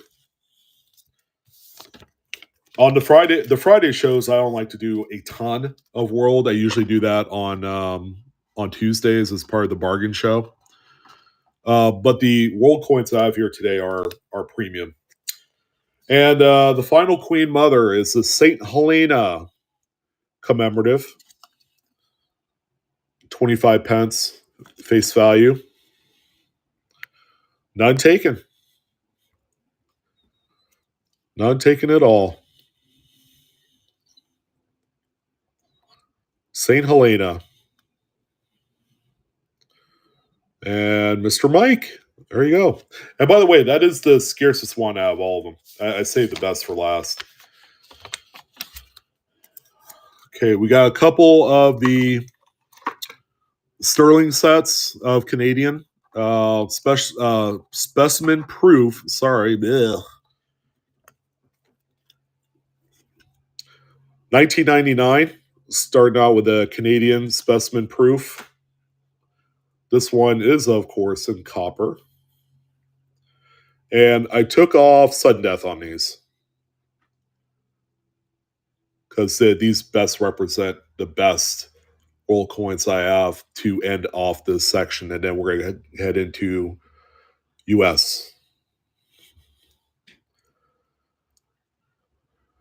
This is a beauty. Just magnificent cameo frost.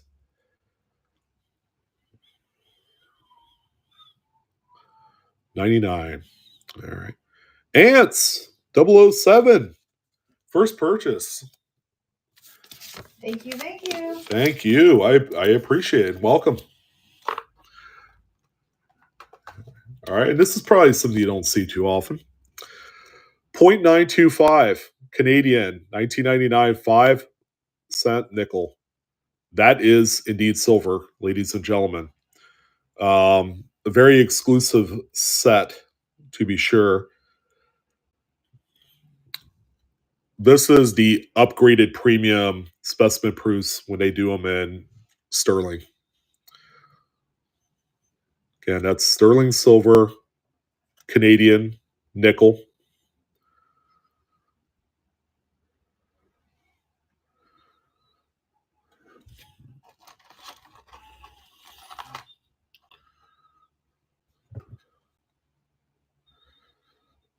And GMC, there you go. Congratulations. That was the only one of that one that I have, by the way, of that date. Here is the Sterling 925, 1999 Canadian dime. A little bit of a toning on there.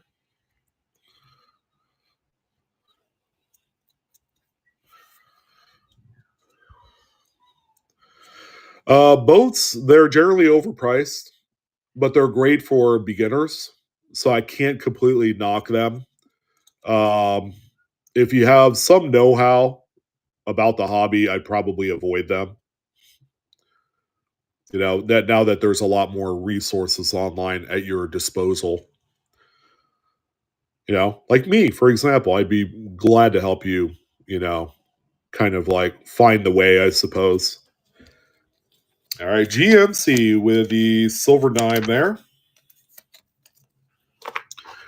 But wait, it just gets better. It just gets better. Take a look at this one. 925 sterling, Canadian quarter. So this one's dated also 99. 1999, 0.925.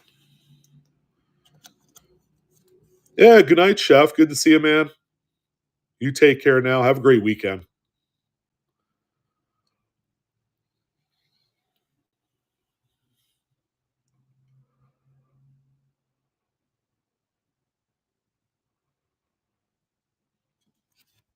Oh, really? Now with Littleton, can you walk through the door and like ask to see stuff? I've always wondered that. They're more of a mail order coin company, so I don't know if you could like physically walk into their shop and do business.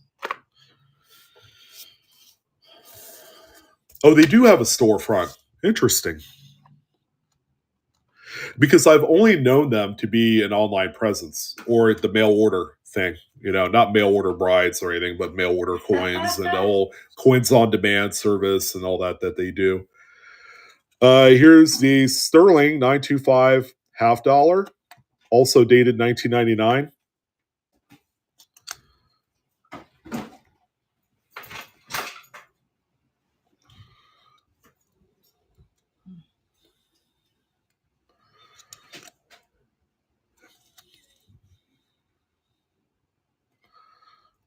And taters, do they have anything decent? Like does it scratch the itch? Because it would be a shame to have a coin shop 2 hours away. It's like, well, I'm kind of settling here. My favorite coin shop is eBay. I love to cherry pick stuff on eBay. You guys know how you set it up on eBay? You go into US coins or currency or world coins or whatever your flavor is, and you sort it by buy it now and newest first, and just continuously refresh.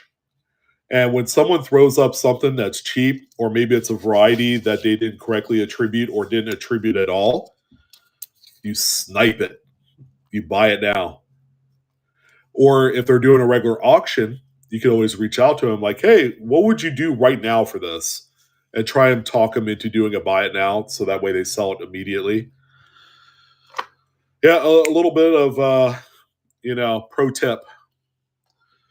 Okay, so this one is not silver. The Loonie 99 specimen proof Loonie is still a gorgeous coin. It's not silver. So take that into consideration as you bid here on this one.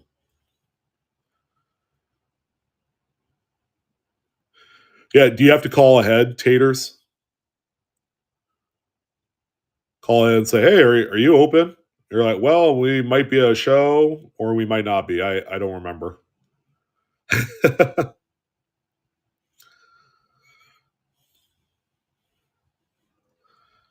All right. It looks like 999 snagged that one there.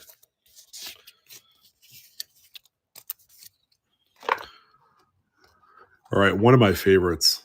The uniqueness of how this one is put together is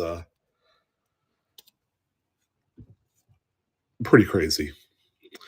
All right. So this is the tuni, $99 $2. Okay. Look alive.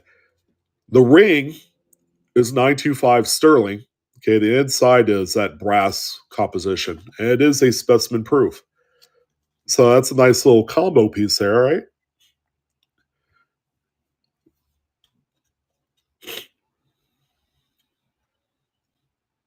It's a really cool one. This one you don't see too often.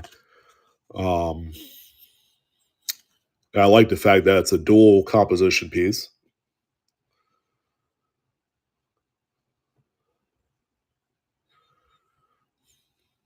And Jen, how did I know you were going to grab that one?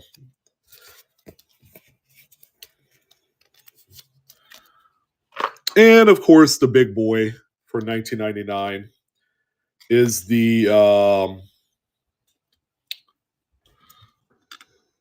there you go, the large Canadian dollar, 999 fine, silver, big boy, might even close to being an ounce. But that ship, oh, my heart, 1774 to 1999.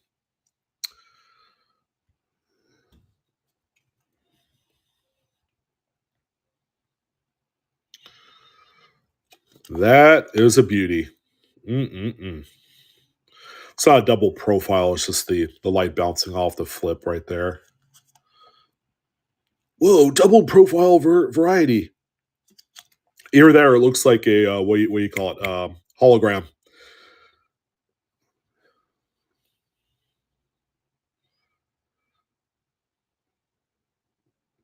Yeah, I guarantee you don't see this one out there.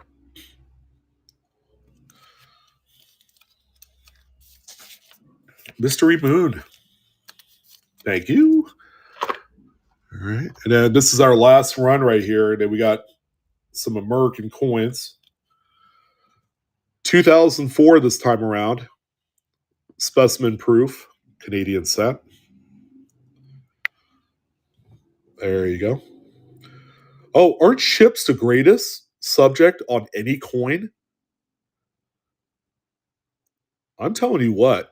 The early commemoratives, you've bought a few. Yeah, right? If you can grab one, Mystery Moon, the 1920 or 1921 Pilgrim commemorative in like mid-state 65, oh, probably the best version of any ship that you will find on a coin. Because the relief of the water, I don't know if you have one, but I thought I'd throw that out there. The 1920 or 21 Pilgrim commemorative, get one. I wish I had one to sell you or anyone. It's just I can't find like decent, like I like 65. That's kind of like the V grade that I want to have. Sterling 925 Canadian nickel. I know, kind of an oxymoron. It's a nickel, so why is it silver? Well, they did a special series every year, a very huge up premium series where they made a lot of the coins in sterling. So this is 2004. We had the 99 before. This is the last one that we have of these. We have the dime, the quarter, the half. We have the non-silver loonie. We have the tuni, which is silver and bronze. And then the big commemorative for 2004.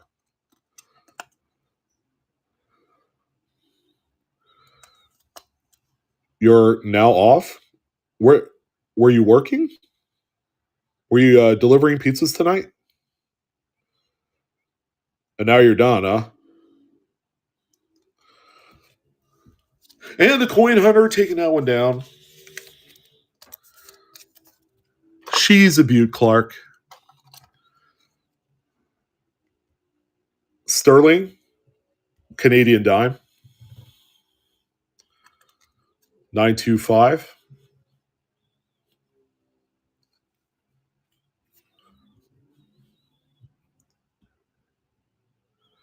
How many hours do you normally work on a Friday night? Like a couple, 2 or 3?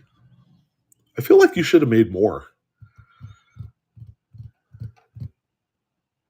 3 to 4 hours.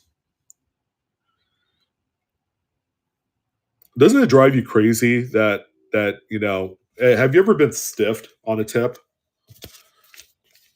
I have a friend that used to deliver pizzas, and she stopped because it's like, yeah, a couple of the same people that order from me screw me on the tip each and every single time. I'm like, that's not cool. So I think she works at Amazon now. Yeah, driving one of the trucks.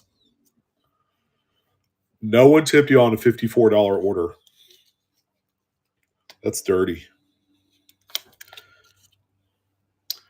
2004 sterling Canadian quarter.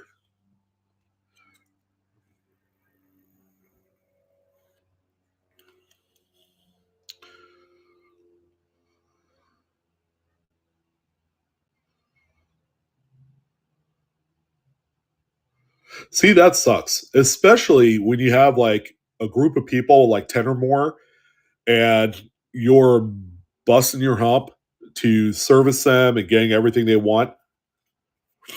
And that's why I'm not opposed to restaurants that charge a like a gratuity on the bill based off of how many people you have.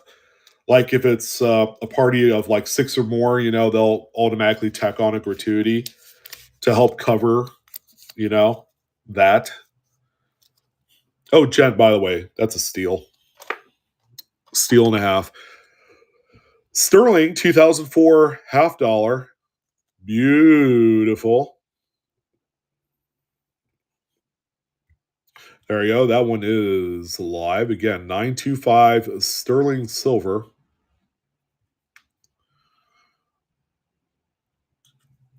Oh, Jen.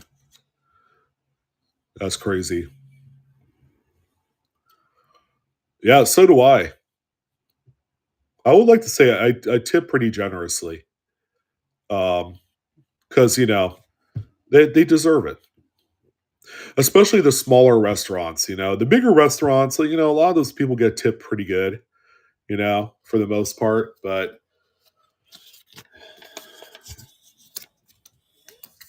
all right, mystery. There you go. Oh, we're almost to US. I'm excited. 2004 specimen proof loony. Guaranteed ticket to the loony bin right there.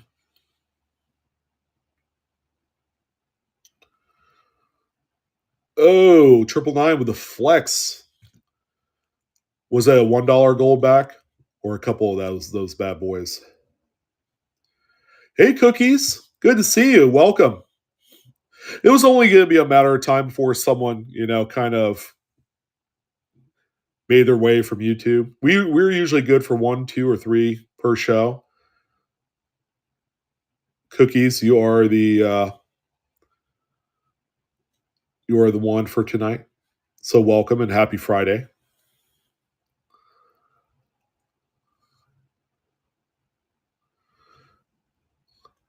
Oh, no problem, Van. Yeah, you take care of yourself, man. Get that eye fixed of yours. I'll always be around. You come back 2 months from now, I'm pretty sure I'll still be here. And there's our tuni, guys. 0.925 sterling on the ring here, and then the insert is a brass 2004.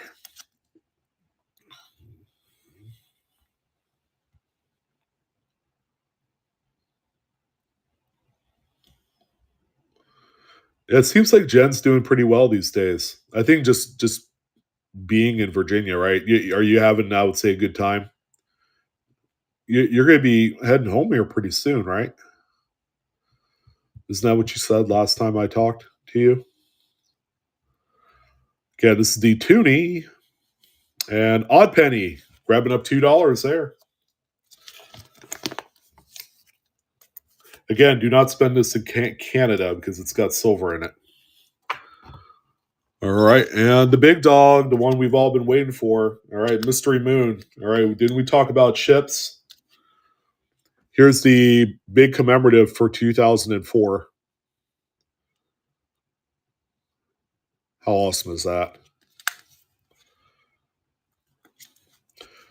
And with a name like Boats, I'm sure you have an appreciation for this one. Lot 38. There you go.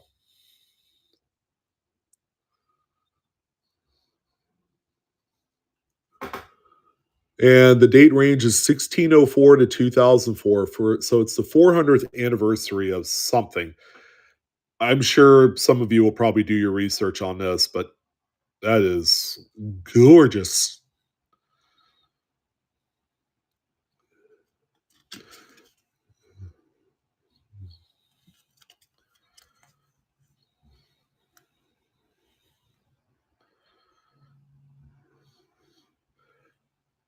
Joyride, cool, thanks. 400th anniversary of the French settlement. And Mystery Moon, congratulations. I know you were fighting for that one. And you're going to look back at this moment and you're like, yeah, it was worth it. And it is too. Again, you don't see these for sale out there. They're stupid, ridiculously low mintage. All right, you guys ready for some U.S. coinage? Because I got it. I need a flex here. Crack. All right, here we go. Let's do this. Yeah, I'd like to say I put together a really nice little collection of U.S. coins here tonight. I think you guys will like. All right, yeah, Gary's like, God damn it, finally. How about we start things off here with a 1909 P. This is the non-VDB reverse. Beautiful brown, mid-state brown right there. Let's see, lot number 39 is the 1909 P. First year of the Lincoln cent. Check that out. Beautiful, beautiful luster.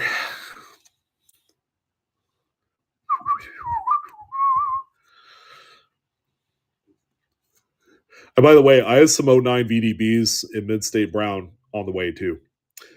Spoiler! Possibly could be here in time for the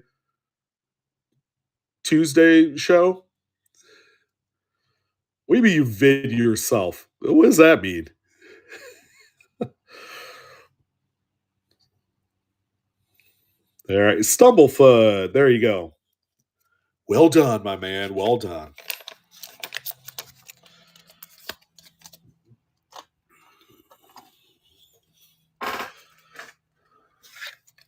Oh, you're welcome. My pleasure. Here's a 1898 Indian headset.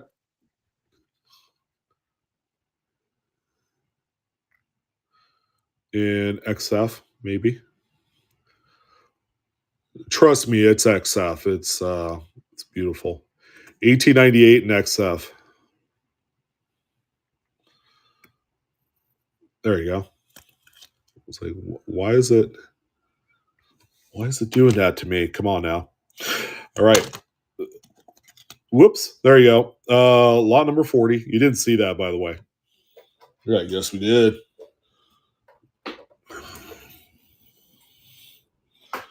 Yes, we did. 1898 in XF. It's got like 2 diamonds there, full Liberty. It's got all the goods. Beautiful, problem-free brown. Oh, yeah, this is a good one right here for type. If you need a great typeset coin for an Indian head. And by the way, this is the newest state of Indian head I have tonight. So enjoy it. All right, Jen, my friend, that one is indeed yours. How about 1896, also an XF? Looks eerily like the previous coin. Again, problem-free, needs nothing. It needs a home. That I could tell you that much. Look at that.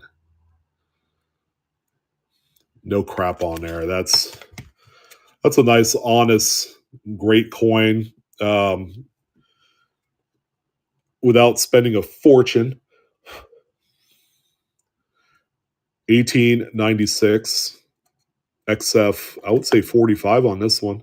It's slightly better looking than the previous coin. 2 years older.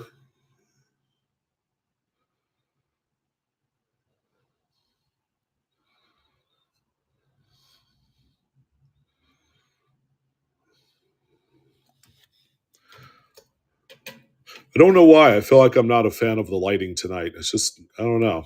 It's kind of funky. All right. Mystery Moon. Mystery Moon. With the accentuation of the Z.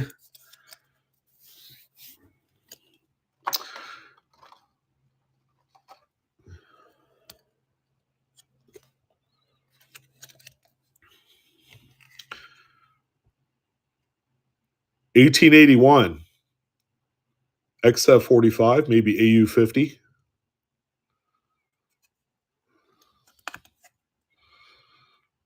$18.81.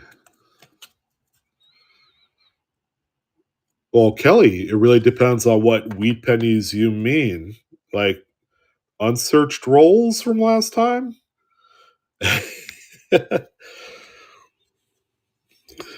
38S. No. What do I have here? I only have one wheat cent for tonight.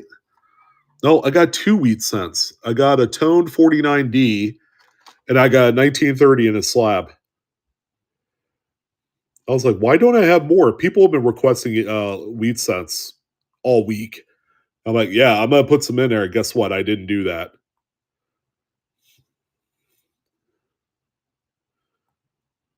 Is it really that bad, Jack Odd? Oh, that sucks.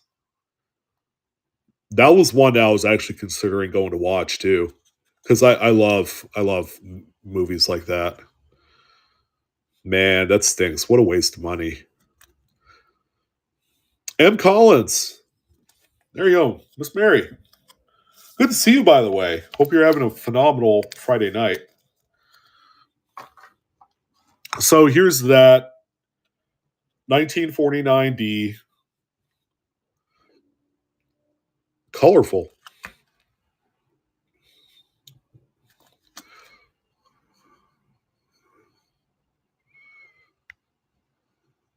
Lot number 43.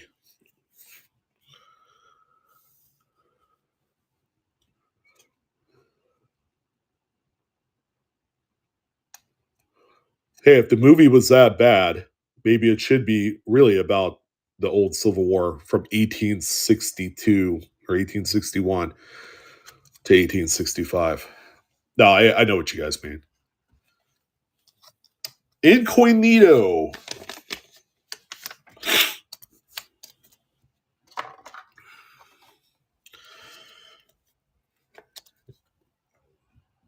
Are you guys ready for a banger variety here?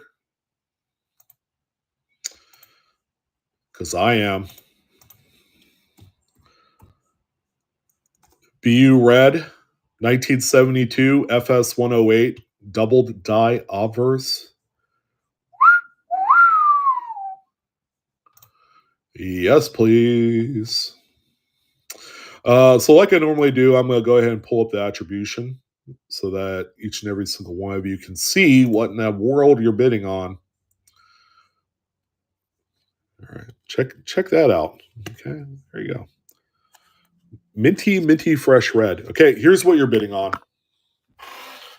This is Variety Vista's website. So the motto "In God We Trust." It's all knotted up here. There's trust. A few letters in God and more trust. There's a few of the letters in Liberty. There's a date there. Pretty strong doubling on the 2 and top of the 7. You can see that. I know, crazy Colorado coin hunter. Especially when it looks like that, right?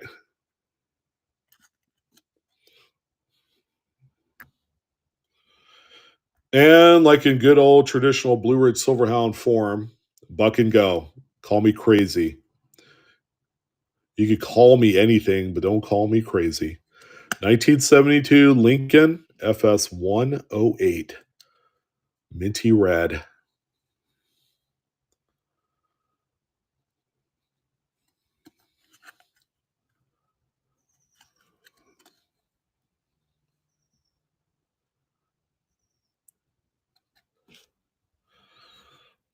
Do not let this one go. I usually don't have mid-state red 72 DDOs very often, if any. I'll have the occasional XF or AU, but oh boy, one like this, forget about it.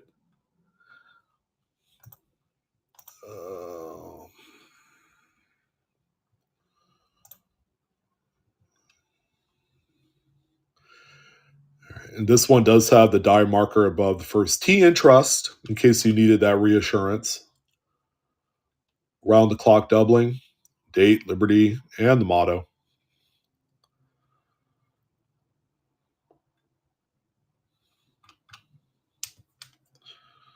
Triple nine. Let's make it happen. If I had an FS 101 that looked like this, insert words here. Yeah, because you guys know how I'd feel. First of all, it would probably end up at PCGS or CAC G. And then where it goes from there is anybody's guess. Probably to Heritage Auctions or Great Collections. One of the two. All right. Oh, just in time. Trader B is coming up, and he's going to be pilfering all of my people. No, I'm just kidding. There you go. So there you go. You guys deserve a copper. Chester copper pot. All right, let's keep going. So we only have a few Mercury dimes. 45S. Yeah. 45S. Dollar start. Now there is what looks to be a little bit of a scratch right there. All right, so keep that in mind. Don't go crazy on this one. It just I found this one. And I'm like, oh, we'll throw it in tonight. Guys, don't go crazy.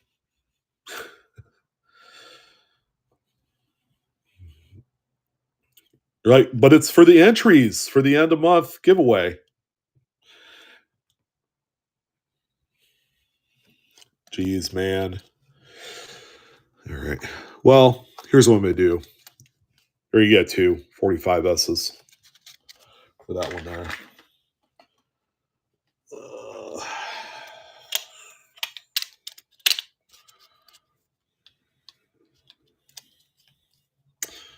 All right. That one was a lot number. You have coins you will not sell, like lifetime keepers? Yes. I have coins that were passed down to me from my dad that will stay put where it's at till I'm gone. And then whatever my kids want to do with them, that's up to them. There's coins that my wife had gotten me at certain points in our life that I still have to this day. Those aren't going to be going anywhere. But for the most part, I don't hold anything. I prefer to just let it go. And I don't know. I'm kind of on this kick of trying to make this a semi-business, I guess. There's a really nice XF40D. Yeah, but those type of pieces do exist, and they're sitting in like safe deposit boxes and things like that. So, yeah. Hey, you have a good one too, Colorado. Yeah, my daughter did a good job, by the way, adding accented color on that piece of art that you bought from her. So she can't wait for to see what you think of it, but she does appreciate it. All right, that one's for Goodwitch. There you go.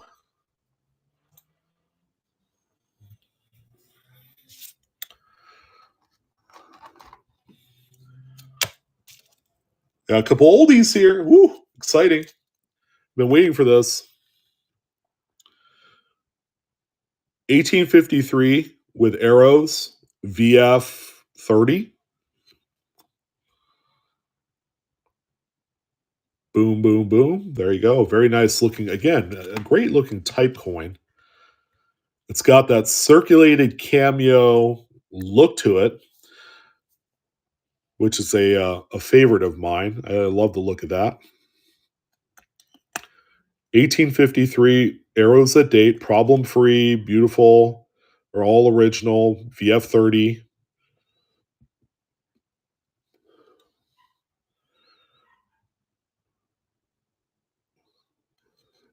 And a good date too. Also, The quarter and a half, they get their flowers because of the raise on the reverse, but the dime and the half dime are two equally very, very tough pieces for 53.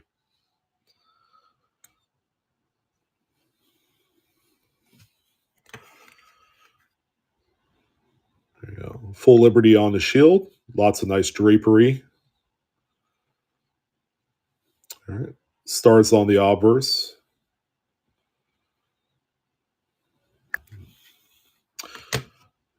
And Mr. Doom with lot number 47.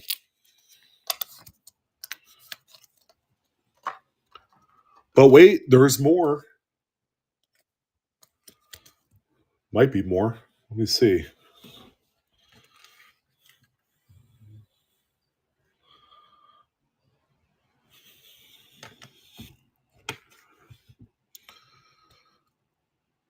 $18.73, open 3 with arrows. All right. This one also an XF30, another problem-free coin.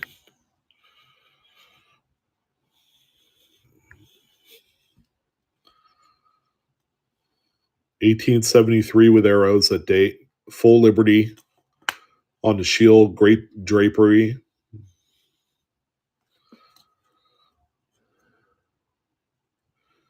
MS Chili's. Think I got that right. Nailed it. Hopefully. Congrats. We get you a 1 ounce copper round for you. Again, this is the 1873 arrows at date in VF30. I told you I would have a couple nice kind of middle of the road type coins there. And then next week we'll have Seated Liberty quarters. I got like 3 or 4 of them that we'll have on for the next show.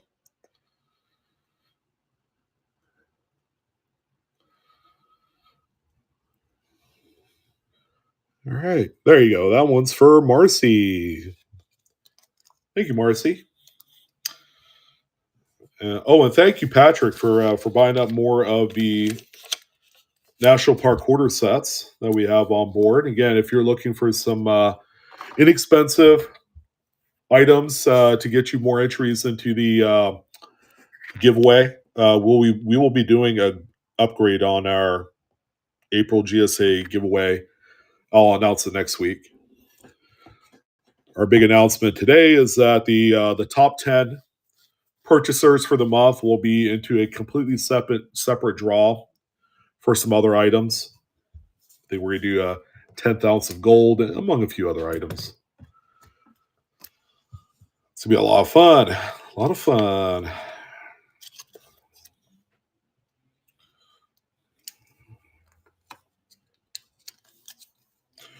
Sure. Is it charging you separate shipping for each? Like however much it is? I can do that for you.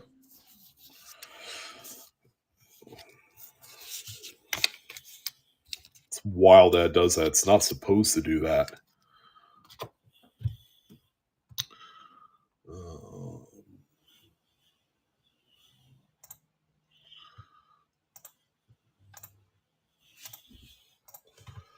Let's see. What'd you need? 10, 11, 12.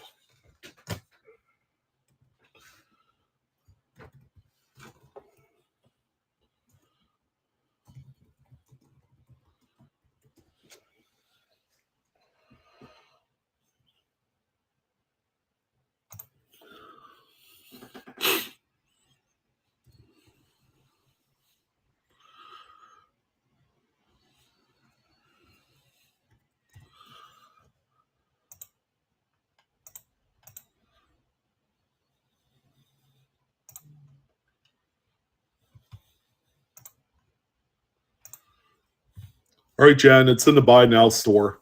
It's just a generic titling on there, no photo. 10, 11, 12 sets for Jen. I even gave you a little bit of a discount for it.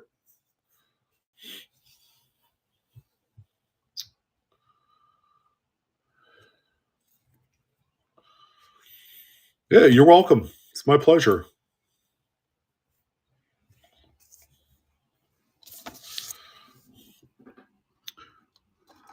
All right. Well, here's a great chance for you guys to score the tough dated 1999 silver first year of the statehood quarter series. Now these have a little haze on them, so it probably would benefit from a quick dip, and they'll be like good as new. All right. So we have a few of each of the states for 1999. This is a very expensive set. If you bought all 5 coins together in that silver set, the gray sheet bid, I believe, is like $85 or something like that. Yeah. Yeah. Mid state 70 or easiest is another good one. I'll take care of that as well. All right. So here's what I'm going to do for you guys. We're going to do 10-second sudden death on this run of silver proof quarters. So hopefully you guys get a chance to get these as steal of a deal. I know they're not in reality cheap because they're all 99s. But let's go ahead and entertain all these here. And we're going to go ahead and start out with this first Delaware. Again, all 90% silver. Lot number 49. All right, so there you go. Good Witch grabbing the first one. All right. Next one that we have here, I would say this one doesn't need MS70. Much better looking. All right, lot number 50, let her rip. Again, first year of the statehood quarter proofs in silver. You guys know how expensive these are.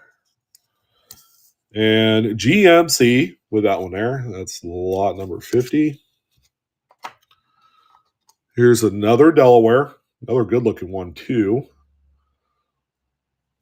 A little bit of that haze on the reverse. No big deal.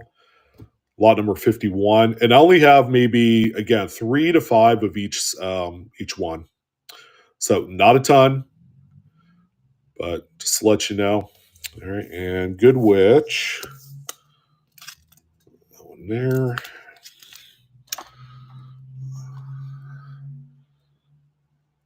It's another Delaware. This one really needs a dip. Check that one out.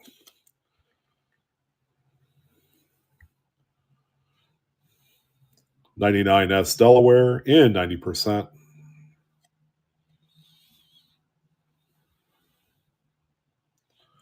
And Marcy. Marcy gets that one there. Number 52.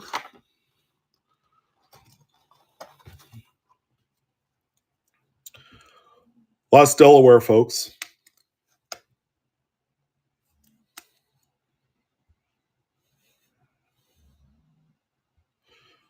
And there you go. You're welcome, Marcy. I thank you. Last Delaware.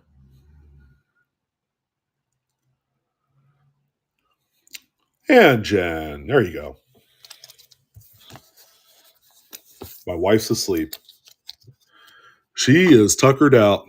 Yeah, she's back to work 4 hours a day, starting out. She just started on Wednesday. But yeah, it's been a poor thing. It's been this one actually has toning. Again, you could dip it if you want. The first New Jersey.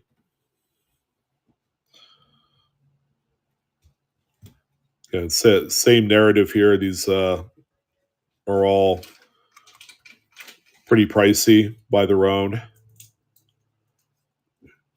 All right, Odd Penny. There you go. That's the Dipper's bargain on that one. There, it was lot number 55. It's a good looking one there. There's another jersey.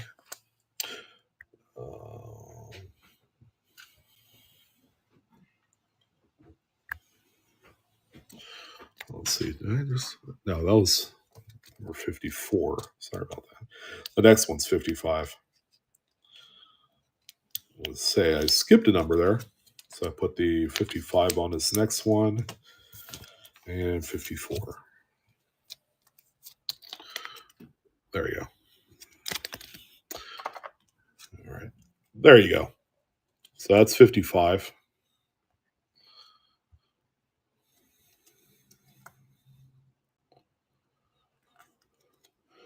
pretty good steal, 10 to $20. Some might go a little bit higher depending on what they look like. That's kind of what I expect for these. I mean, I paid a fair premium for them.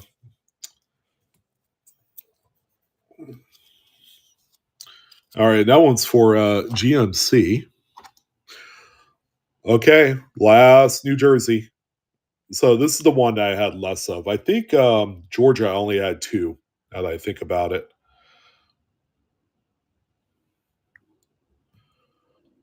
All right, so this one is live. 10 seconds sudden death on the last final New Jersey.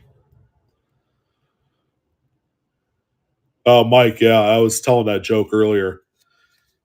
Nobody laughed. That's an old joke from way back when. What did Delaware buy? A New Jersey. That's a tough one, Boats. Like, what's a bucket list coin that is affordable? Not affordable, but kind of like within the price range. An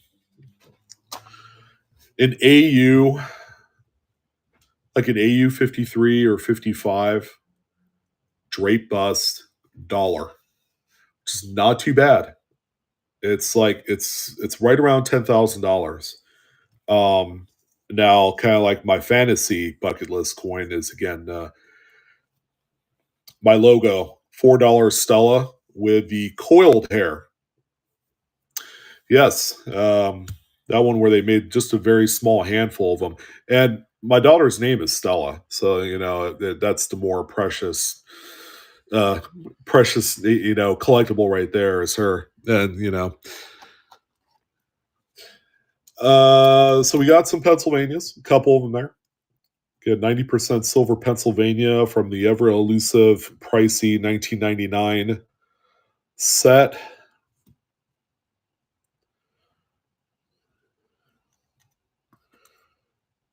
That's a big win, Jen. My goodness. Did Wemby show up again? Is that what happened?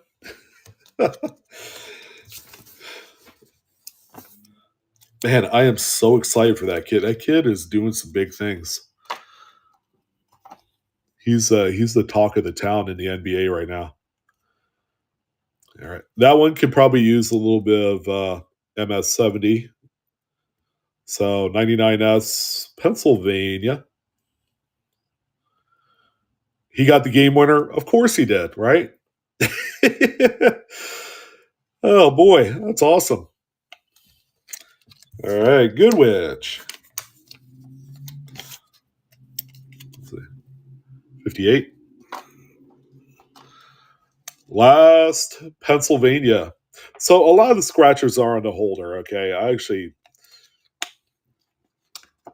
if you want to really see what these things look like outside, I mean, they look good. They just, some of them need a dip. And that's it.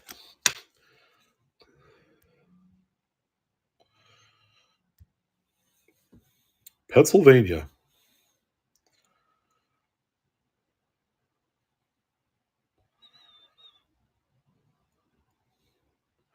And Marcy. There you go. Let's see. Oh, it's Georgia. Georgia. I got Georgia on my mind for about 2 coins. There you go. Toned.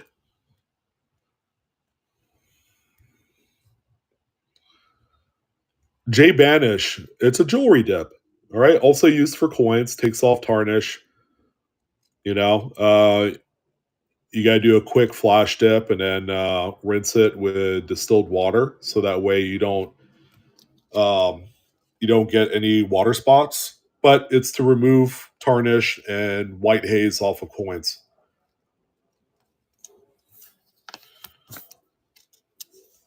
Some people don't like tarnish. That's kind of like a thing back in the day. Today we call it toning. Back in 1985, it was called tarnish. And that's why you saw your grandmother doing a little spit shine polish with the silver cleaner on all of the sterling, plates and serving trays and place settings, forks, spoons, knives, that little stupid cocktail fork thing that people like to use for shrimp cocktail, I guess. Cocktail fork, that's why they call it that, I guess.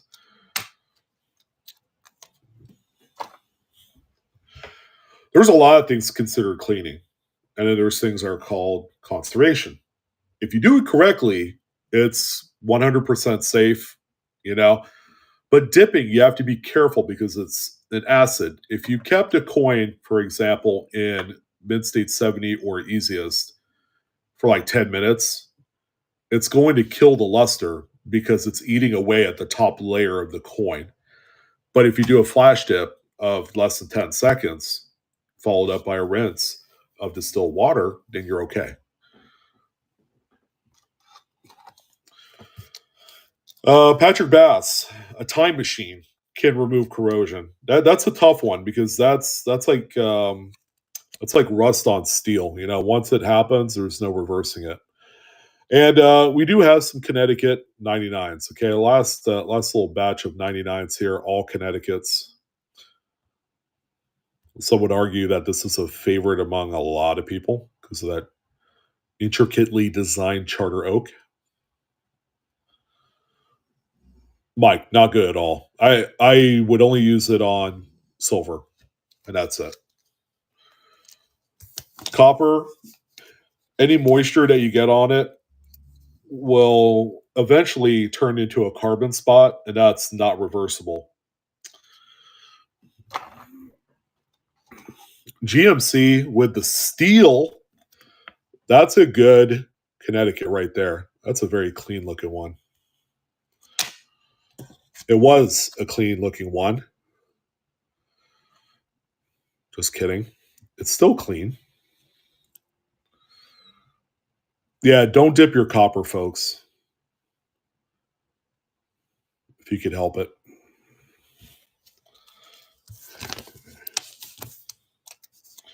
All right, Miss Jen. It's another Connecticut for your viewing and bidding pleasure. 10 seconds sudden deather. There again, could use a dip to clean her up a little bit and get rid of all the funky toning on there. All right, and that one's going to Good Witch.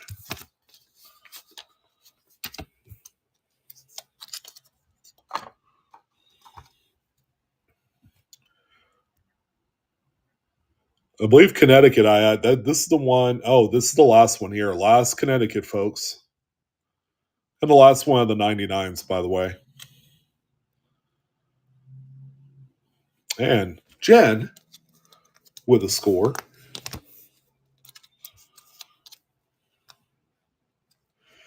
I will be jealous. Absolutely. There's no doubt about it because I know you have a pretty good collection.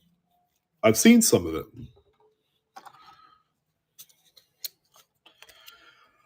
Okay, moving on beyond the 99s, we do have a couple other miscellaneous 90% silver statehood quarters and national parks. So look alive. We have probably another 8 or so of these. Here's Alabama 2003 S, and we'll stick with 10 seconds sun death here.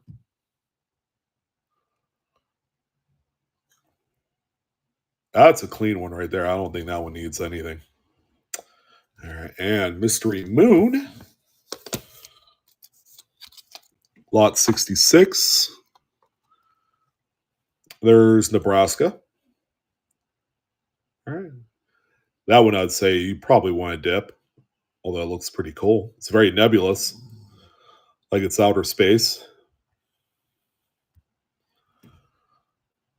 2006 S, 90% silver.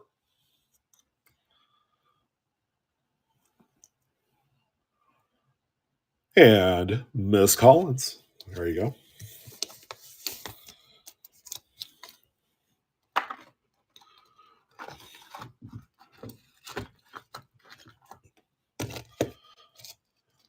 Here's a couple of the Territorial silvers, Northern Mariana Islands.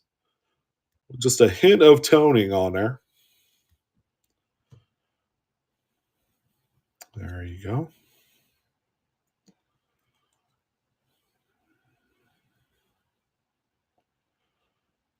And Jen, recognizing the rarity of the 2009s.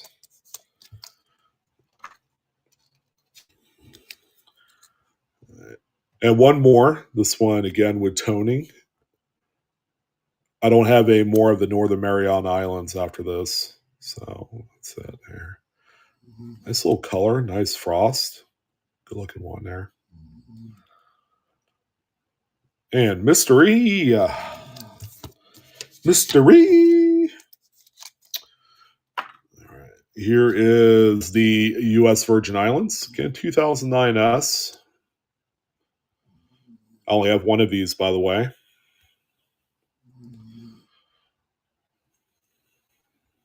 You're welcome, Mary. Appreciate it. Jen.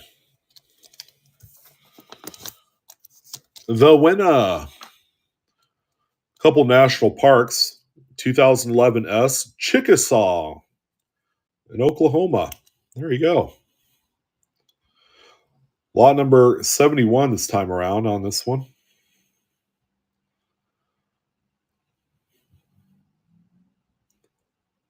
Yeah, these are silver. All right, Jen, well done.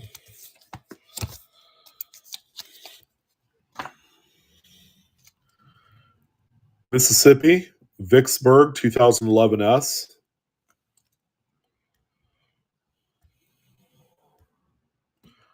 All right, and that one is live. Oh, say it again. The winner, chicken dinner. Always unique. See that? Good old baseball terminology, back-to-back jacks. You know, that's where one guy hits a home run, another guy hits a home run behind that person, and another one, and another one, and another one. Jen is well on her way to a 5-homer game. 5 for 5, 5 home runs, all grand slams, 20 RBIs. Wouldn't that be a crazy game? I don't think anyone's ever achieved that. 2012 Chaco Culture. Chaco Culture, 90% Sylph. Batting 1,000. You got that right. Future Hall of Famer just based off of one game. And that's Jen. All right, Mystery Moon. Mystery Moon ain't no slouch either. She's well on her way to her 10th perfect game if she were a pitcher. 500 strikeouts in a season. Yeah. You hear all the guys in the stands going, boom, shakalaka.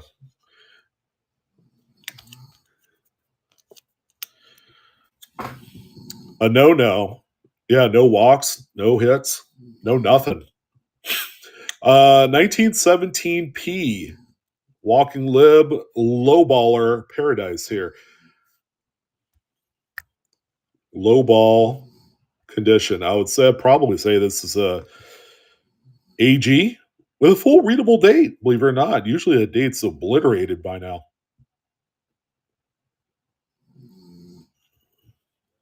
All right, mystery. Not too shabby there. I love it. All right, couple tougher dates here. Yeah, maybe I'm downplaying a little bit. A couple redonkulous dates. 1919 S. Sure, it's not a beauty queen, but this is a semi-key with the Walking Liberties. All right, so I took off sudden death.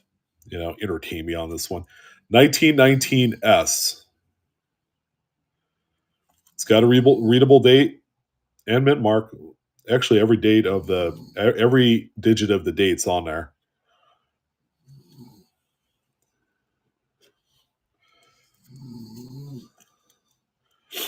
All right, Jen. There you go.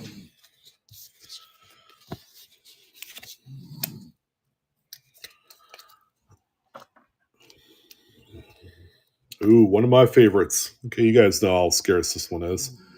That's a 33S. 33S. I've had a love-hate relationship on the 33S.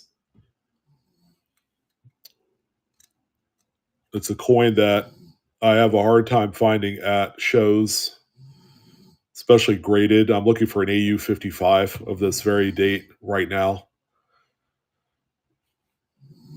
And it's just impossible.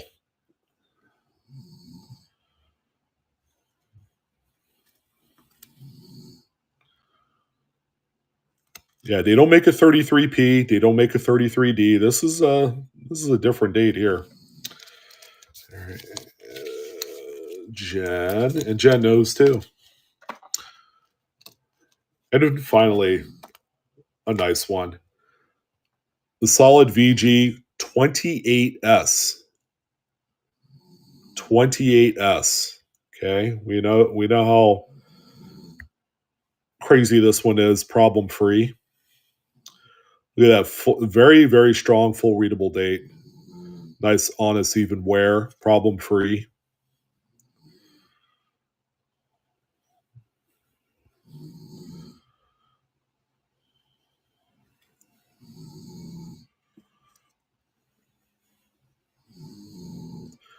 $28S.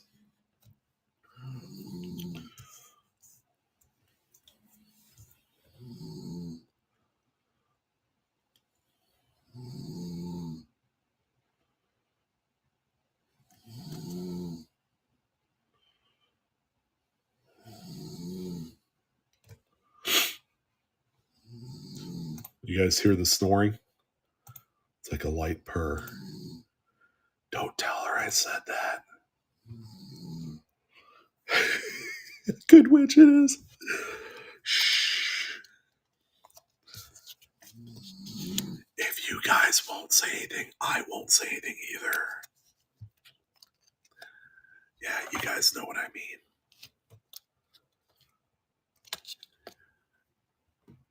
Next coin is a BU 1922 Philly peace dollar. It's the most common date of the peace dollars, but a good looking coin nonetheless. Can you guys hear me? Oh man. Yeah. I'm the best until I get figured out, nice little slap to the back of the head, and I'll cure that. Right, man? Nobody needs to know. Oh man. 22p. Gary. There you go, sir.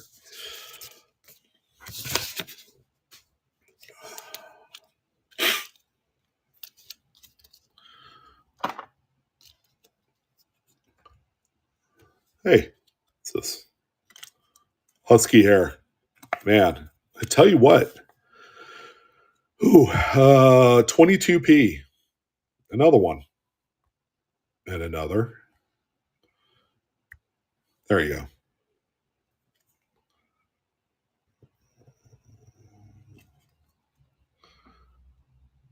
Yeah, no problem.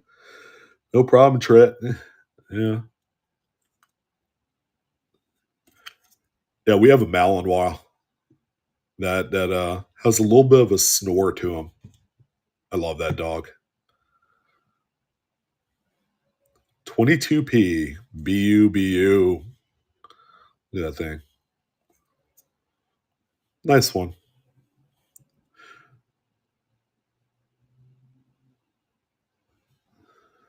Boats looking like taking this one home. Good job.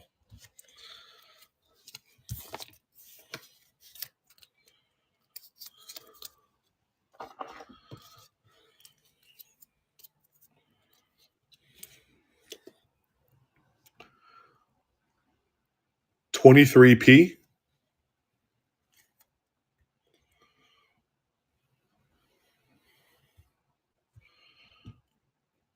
23 Philly.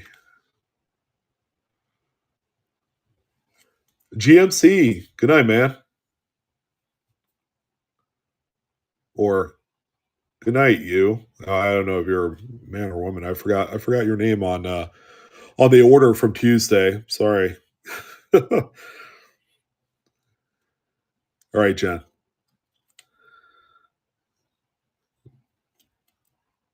Quickly, let's get to the graded coins before Jen gets back. Hey, there's Daniel. Where have you been this whole time? You just kind of been lurking in the shadows, huh? Just electing not to say a thing.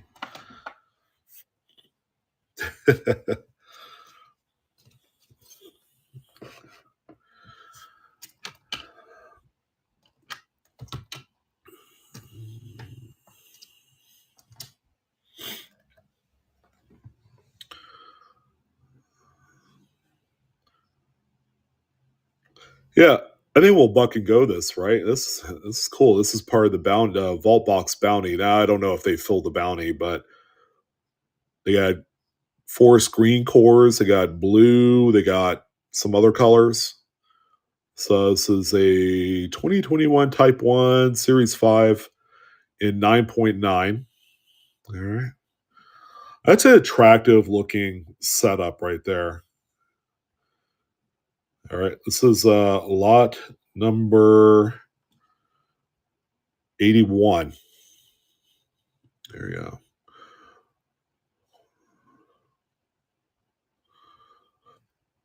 go. Patrus, 10 lots. 10 lots. It's not bad. I'm almost there.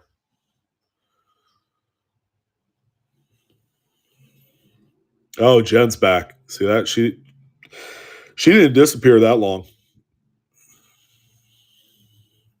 2021 Type 1, the OG Heraldic. All right, Mr. Doom with the blue ASC. Okay. All right. And we got some cool Lincolns here. I know some of you have been asking for some neat stuff. 2020S early releases. This is part of the 10 coin silver proof set. Improve 70, red, ultra cameo. Again, that's a neat ass holder right there. Oh, Bill, no problem. You came just at the right time. Because I got a 2-coin Philippine peso set that'll make your jaw drop. Yeah, sure. We'll do dollar and go on this one. No, this is a proof. Taters. Proof 70 red, ultra cameo. Top dog, top pop, early releases.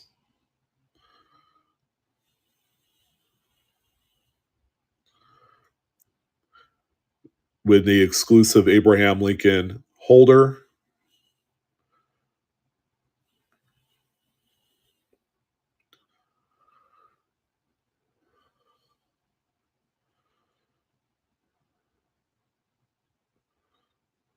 Pin high is like, yeah, please show me something that'll make my jaw drop. All right. Congratulations, Kelly. A fine addition. Let's see, that was 82. All right. And due to popular demand, West Points.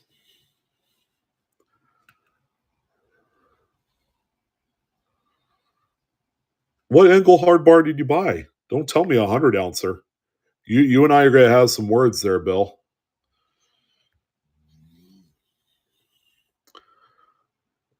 (2019) W.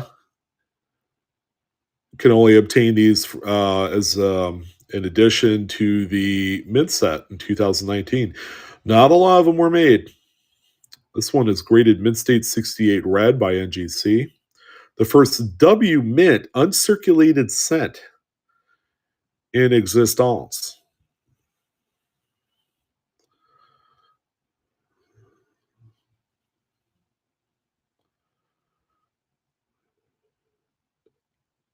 You got 100 ouncer? Who'd you buy it from? Please do tell. Oh, and LCS. So, how much above spot did you pay for the thing? Did you pay $3,000 for it? Let's start there.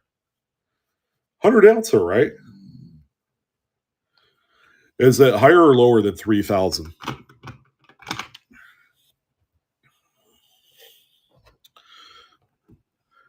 I have one more in 68. If anybody wants it, 2019 W. Lot number 84.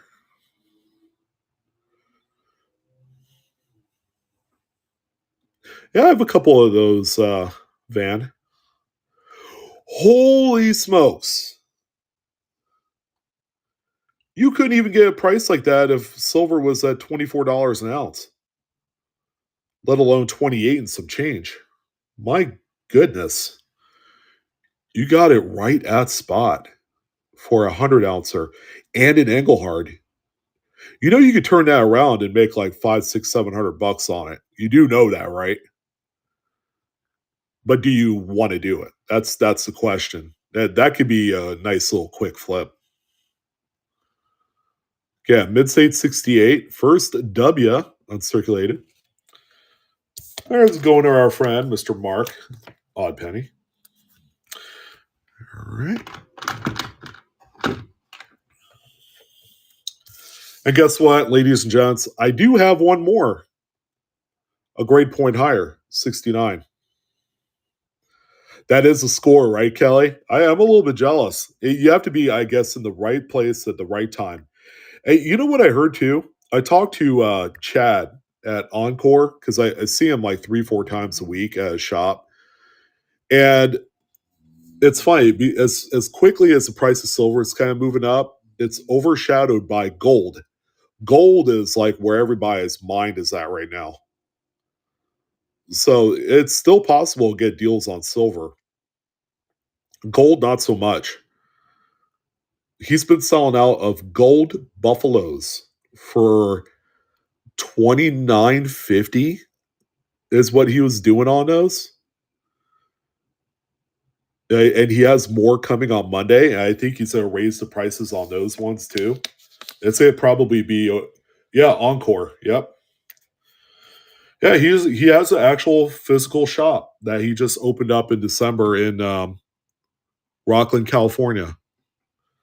So I helped him with his whatnot and all that stuff. It's a lot of fun. It's fun getting a coin shop on board with that. All right, Bill, you ready to see this? If you're not going to buy it, at least you could scope it out. I think this is really cool. 2 coin Philippine pesos, 1908S and a 1909S. These are saltwater salvage pieces from the ones that they dumped in the bay after World War II. This was put together back in the 1950s. I've only seen one other of these before. All right. So 1908S is the most widely available minted one of that. 1909S is less than that. All right. So they have the saltwater effect, like they're buried treasure, which is really cool. All right. It's very cool. So here's what I'm able to do on this one, because we are to that point. We got some of the banging bangers. Hey, you guys, I have 5 other things to show you. It's up to you if you're interested in it. This I've never owned. I've seen one. No, these are peso. These are 1 pesos. The big dollar pesos. Those ones.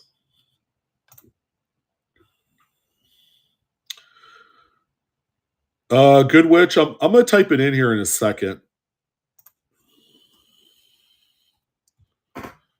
Okay, I'm gonna price this out at something very affordable. That'll give anyone a ton of room. You could probably close to 2x your money off of what I'm going to offer here on this first one. So this is for the 2-coin peso set. There you go. Someone needs to grab this up. Now, of course, it's Jen. Jen, you know what to do with this. I don't know if you're going to keep it, but yeah, you could make some money on this one. Yeah, full pesos. They're the big dogs.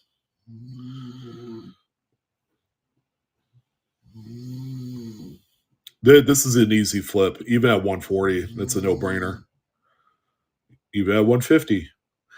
If I'm gonna put this on my eBay store, I will sell this for $249 without a shadow of a doubt, because it's saltwater salvage. Number one, number two, this was actually produced by a numismatics company in the Philippines. Marcy won that. I wasn't even paying attention. He was bidding on it. Yeah, Marcy, congratulations. There you go.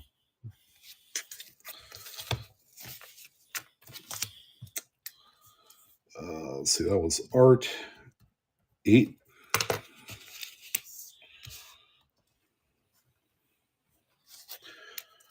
All right, that one's there.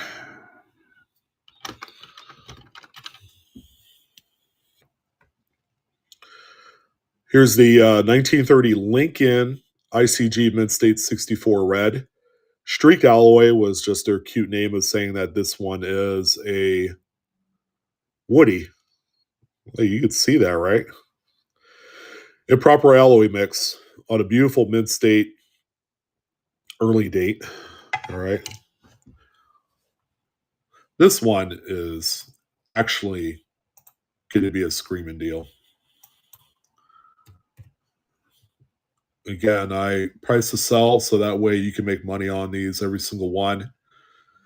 Get it out of here so I can make room for more stuff, or so that way I can get rid of stuff, because I have an overabundance of stuff that I've been collecting since 2002.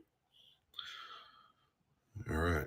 I'm not going to say my loss is your gain. I'm kind of like going to the left and right on these.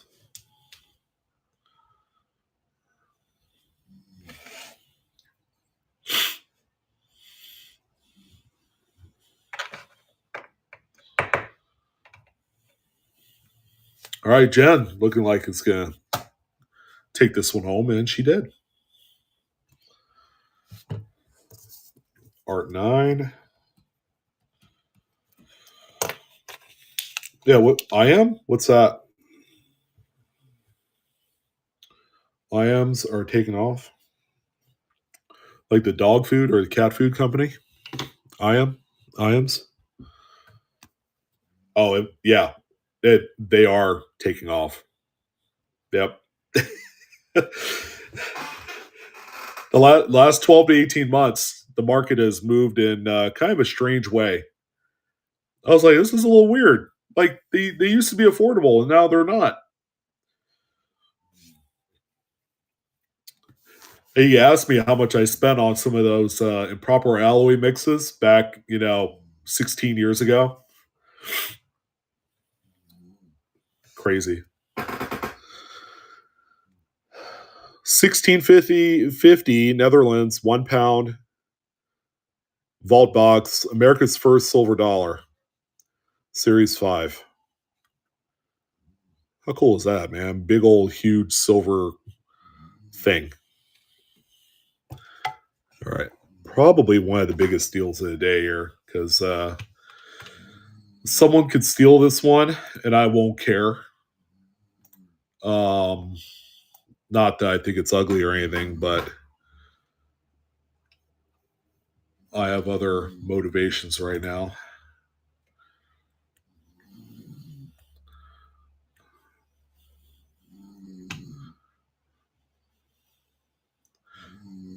I think the last one sold for $4.25. So I don't know. Whoever wants this one and wants to do a little flippy flip on the Netherlands pound. And it's vault box holder. There is some beauty in that. There is. It's actually, I love that lion. I forgot what you call that design. You have the crest with the lion on the reverse. This is like old, early, stuff right there.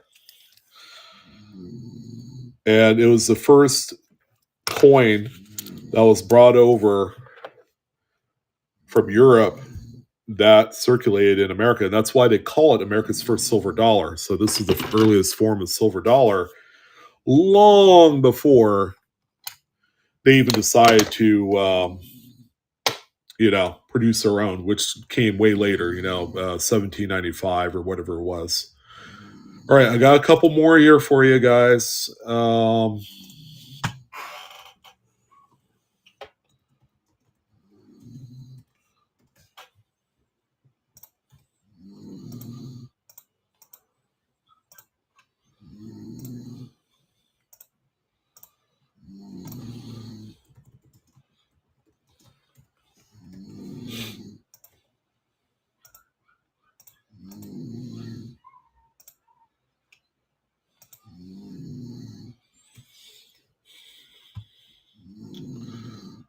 Yeah, it's not ugly. But I'll sell that, and there are certain coins I'm focusing on, like who's snoring? I don't know, Bill. Might be my wife. it might be her. I 90%. No, not the dog. No. She's had a long day, so we're just gonna let her ride it home, into the sunset. I guess that's appropriately said. I don't know. I am might be in the doghouse after I said that. All right, and then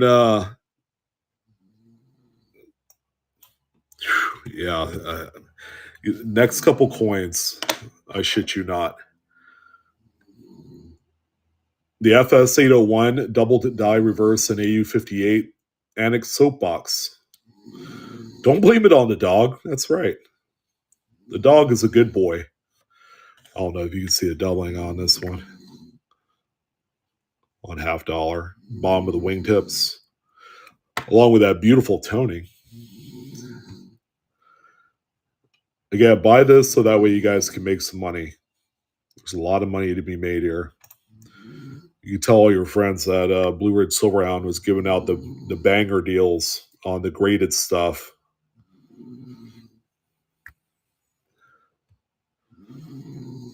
As it sits, you can make $1.25 on this one.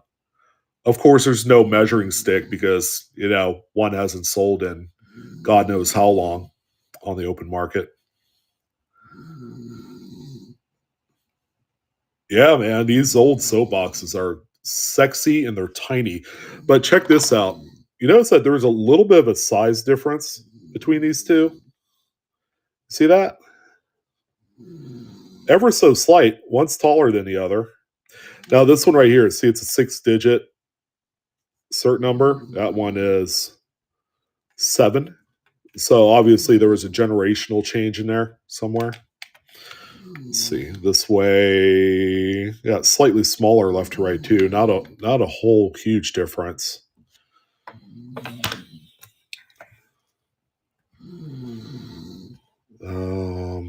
Was this one Art 11?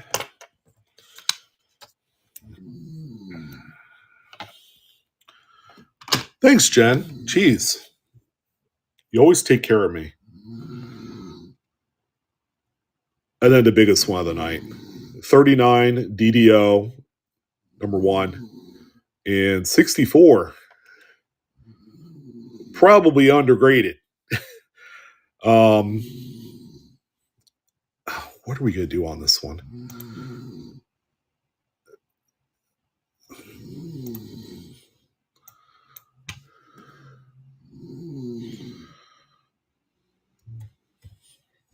Oh boy, there's a lot of meat on the bone of this one.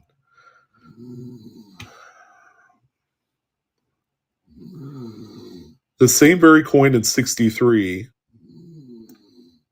sold by Lynn Knight Currency Auctions, because he also did coins too, back in 2013 for just shy of $500.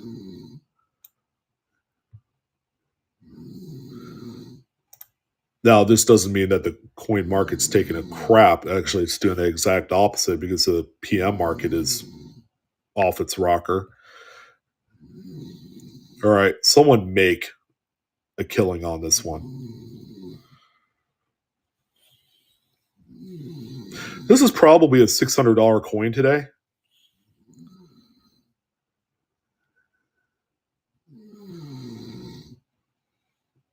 Easily.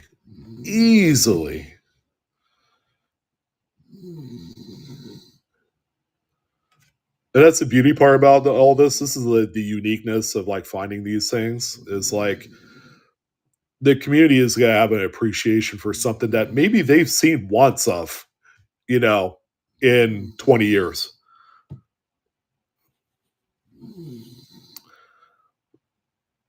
Mystery Moon's like, yep, I'm going to go ahead and cash out on that one, like ASAP.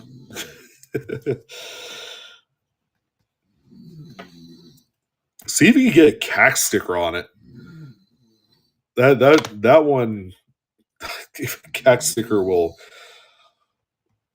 I would imagine that one would elevate that thing into Stupidville, price wise. Like probably what, $800-900, somewhere around there. All right, and then final call. Anyone have a need for a couple of mid-air Morgans?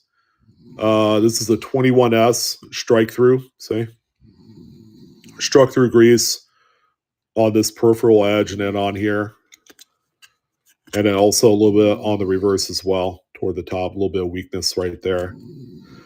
So believe it or not, this is going to be an affordable one. All right. Everybody's like, you just said that. Trust me. Look at this.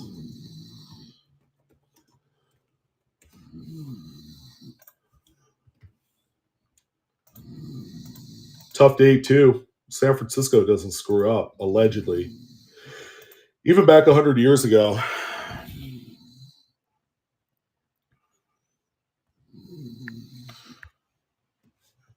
Personally, if anyone buys this, go and get it graded. Send it to Annex, send it to NGC, get it strike through. Yeah, Mike, right? If you're a collector, you don't sell anything. Me, I'm trying so hard to hold on to stuff. And I do, I'm holding on to, kind of like stuff that has more meaningful attachment. My wife gave it to me. It's from my dad, back in the heyday. Yeah. All right. Marcy, the benefactor for the 21S. That was Art 13.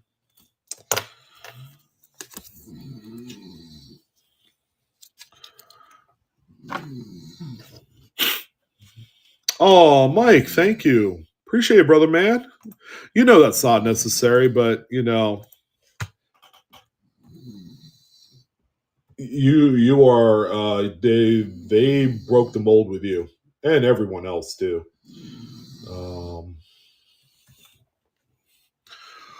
What was that one?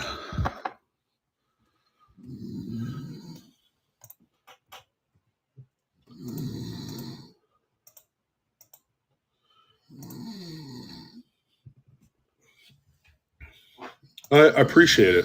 I really do. And here's probably the final coin of the night, because I am like dead tired. 1900 strike through. So that could have been a detached lamination from another coin, another silver dollar. Could be a piece of wood that was on the die on that one.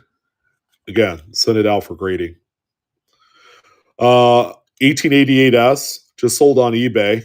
I actually featured it on my PCMR on my last one. Sold for $161 with a similar strike through. The strike through is actually right here next to the mint mark, about the same length and shape as well. Good night, Jen. Thank you so much for everything. All right, there you go. Another steal of a deal. $50. And that's really all I got left in me.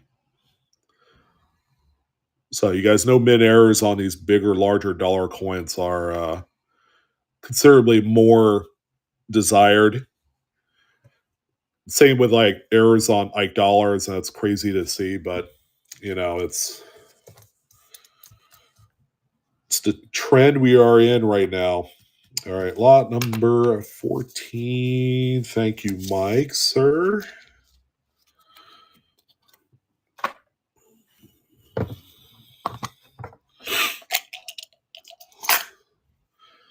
Now let's go ahead and give away one more copper round there before I bid you guys adieu for the weekend. Thank you guys. You guys fantastic. For all the support and views and everything along those lines. We'll be back again on Tuesday with more. The Affordable Tuesday show, of course. And then we'll do a top 10 count of the leaderboard for the April GSA giveaway. We will also discuss some upgrades to these things back here for the end of month affair. Of course, Mike, appreciate it. Appreciate you.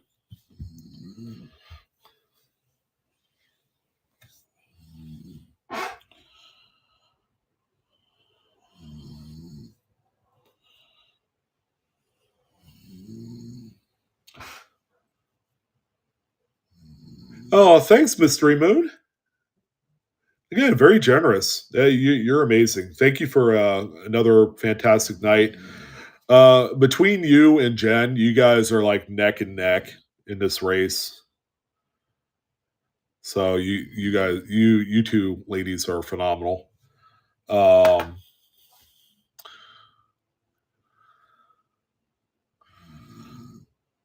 can't wait to update the count. It'd be nuts. Yeah. I know many dealers. I know a lot of people who are not dealers, who are private people, and I know where to get some of the different stuff from. So I prefer to have the different stuff because, I could sell Silver Eagles all day long, but everybody else does that, and it's not my bag. It's there's a lot of pride. I am totally a nerd. I was a nerd 20 years ago. I'm a nerd today. And I'm not afraid to admit it. It is what it is. But having fun in this hobby, man, that's where it's at. So and you guys are not exactly, buying crap here. This is a storage of wealth. That's going to, that's going to be something that you could fall back on in case of those dire emergency times. If the shit hits the fan and, we're less dependent on the dollar, a lot of the stuff you could trade, silver, gold, numismatics, this is the wise play here. I don't need to explain that any further.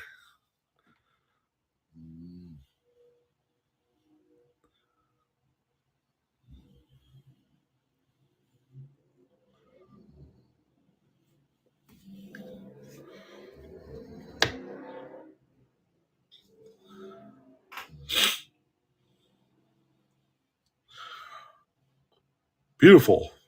Yeah, I'm a toning nut. Yeah, that's kind of like my passion. I love stuff like that. All right, so we got about a minute here, and then we're going to raid Adam, see how he's doing. So whatever you guys do, have a great weekend. You put in 400 lots, outstanding. Hopefully the auction fees aren't too bad.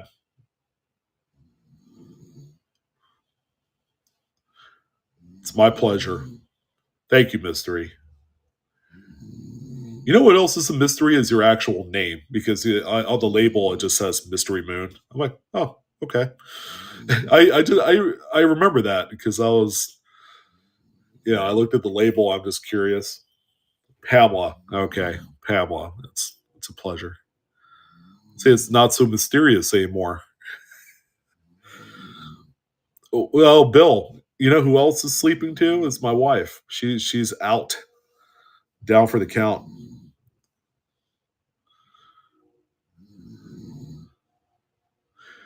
Does he have BU rolls tonight? He usually sells BU rolls. Yeah, BU rolls, and he loves his Lincoln sets. I'll tell you that.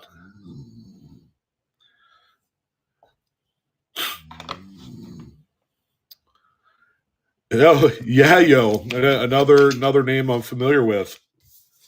Congratulations, yeah, yo. All right, let's get you guys to Adam. You guys have a great weekend, by the way. If you guys are having good weather, enjoy it. And I'll see you on Tuesday.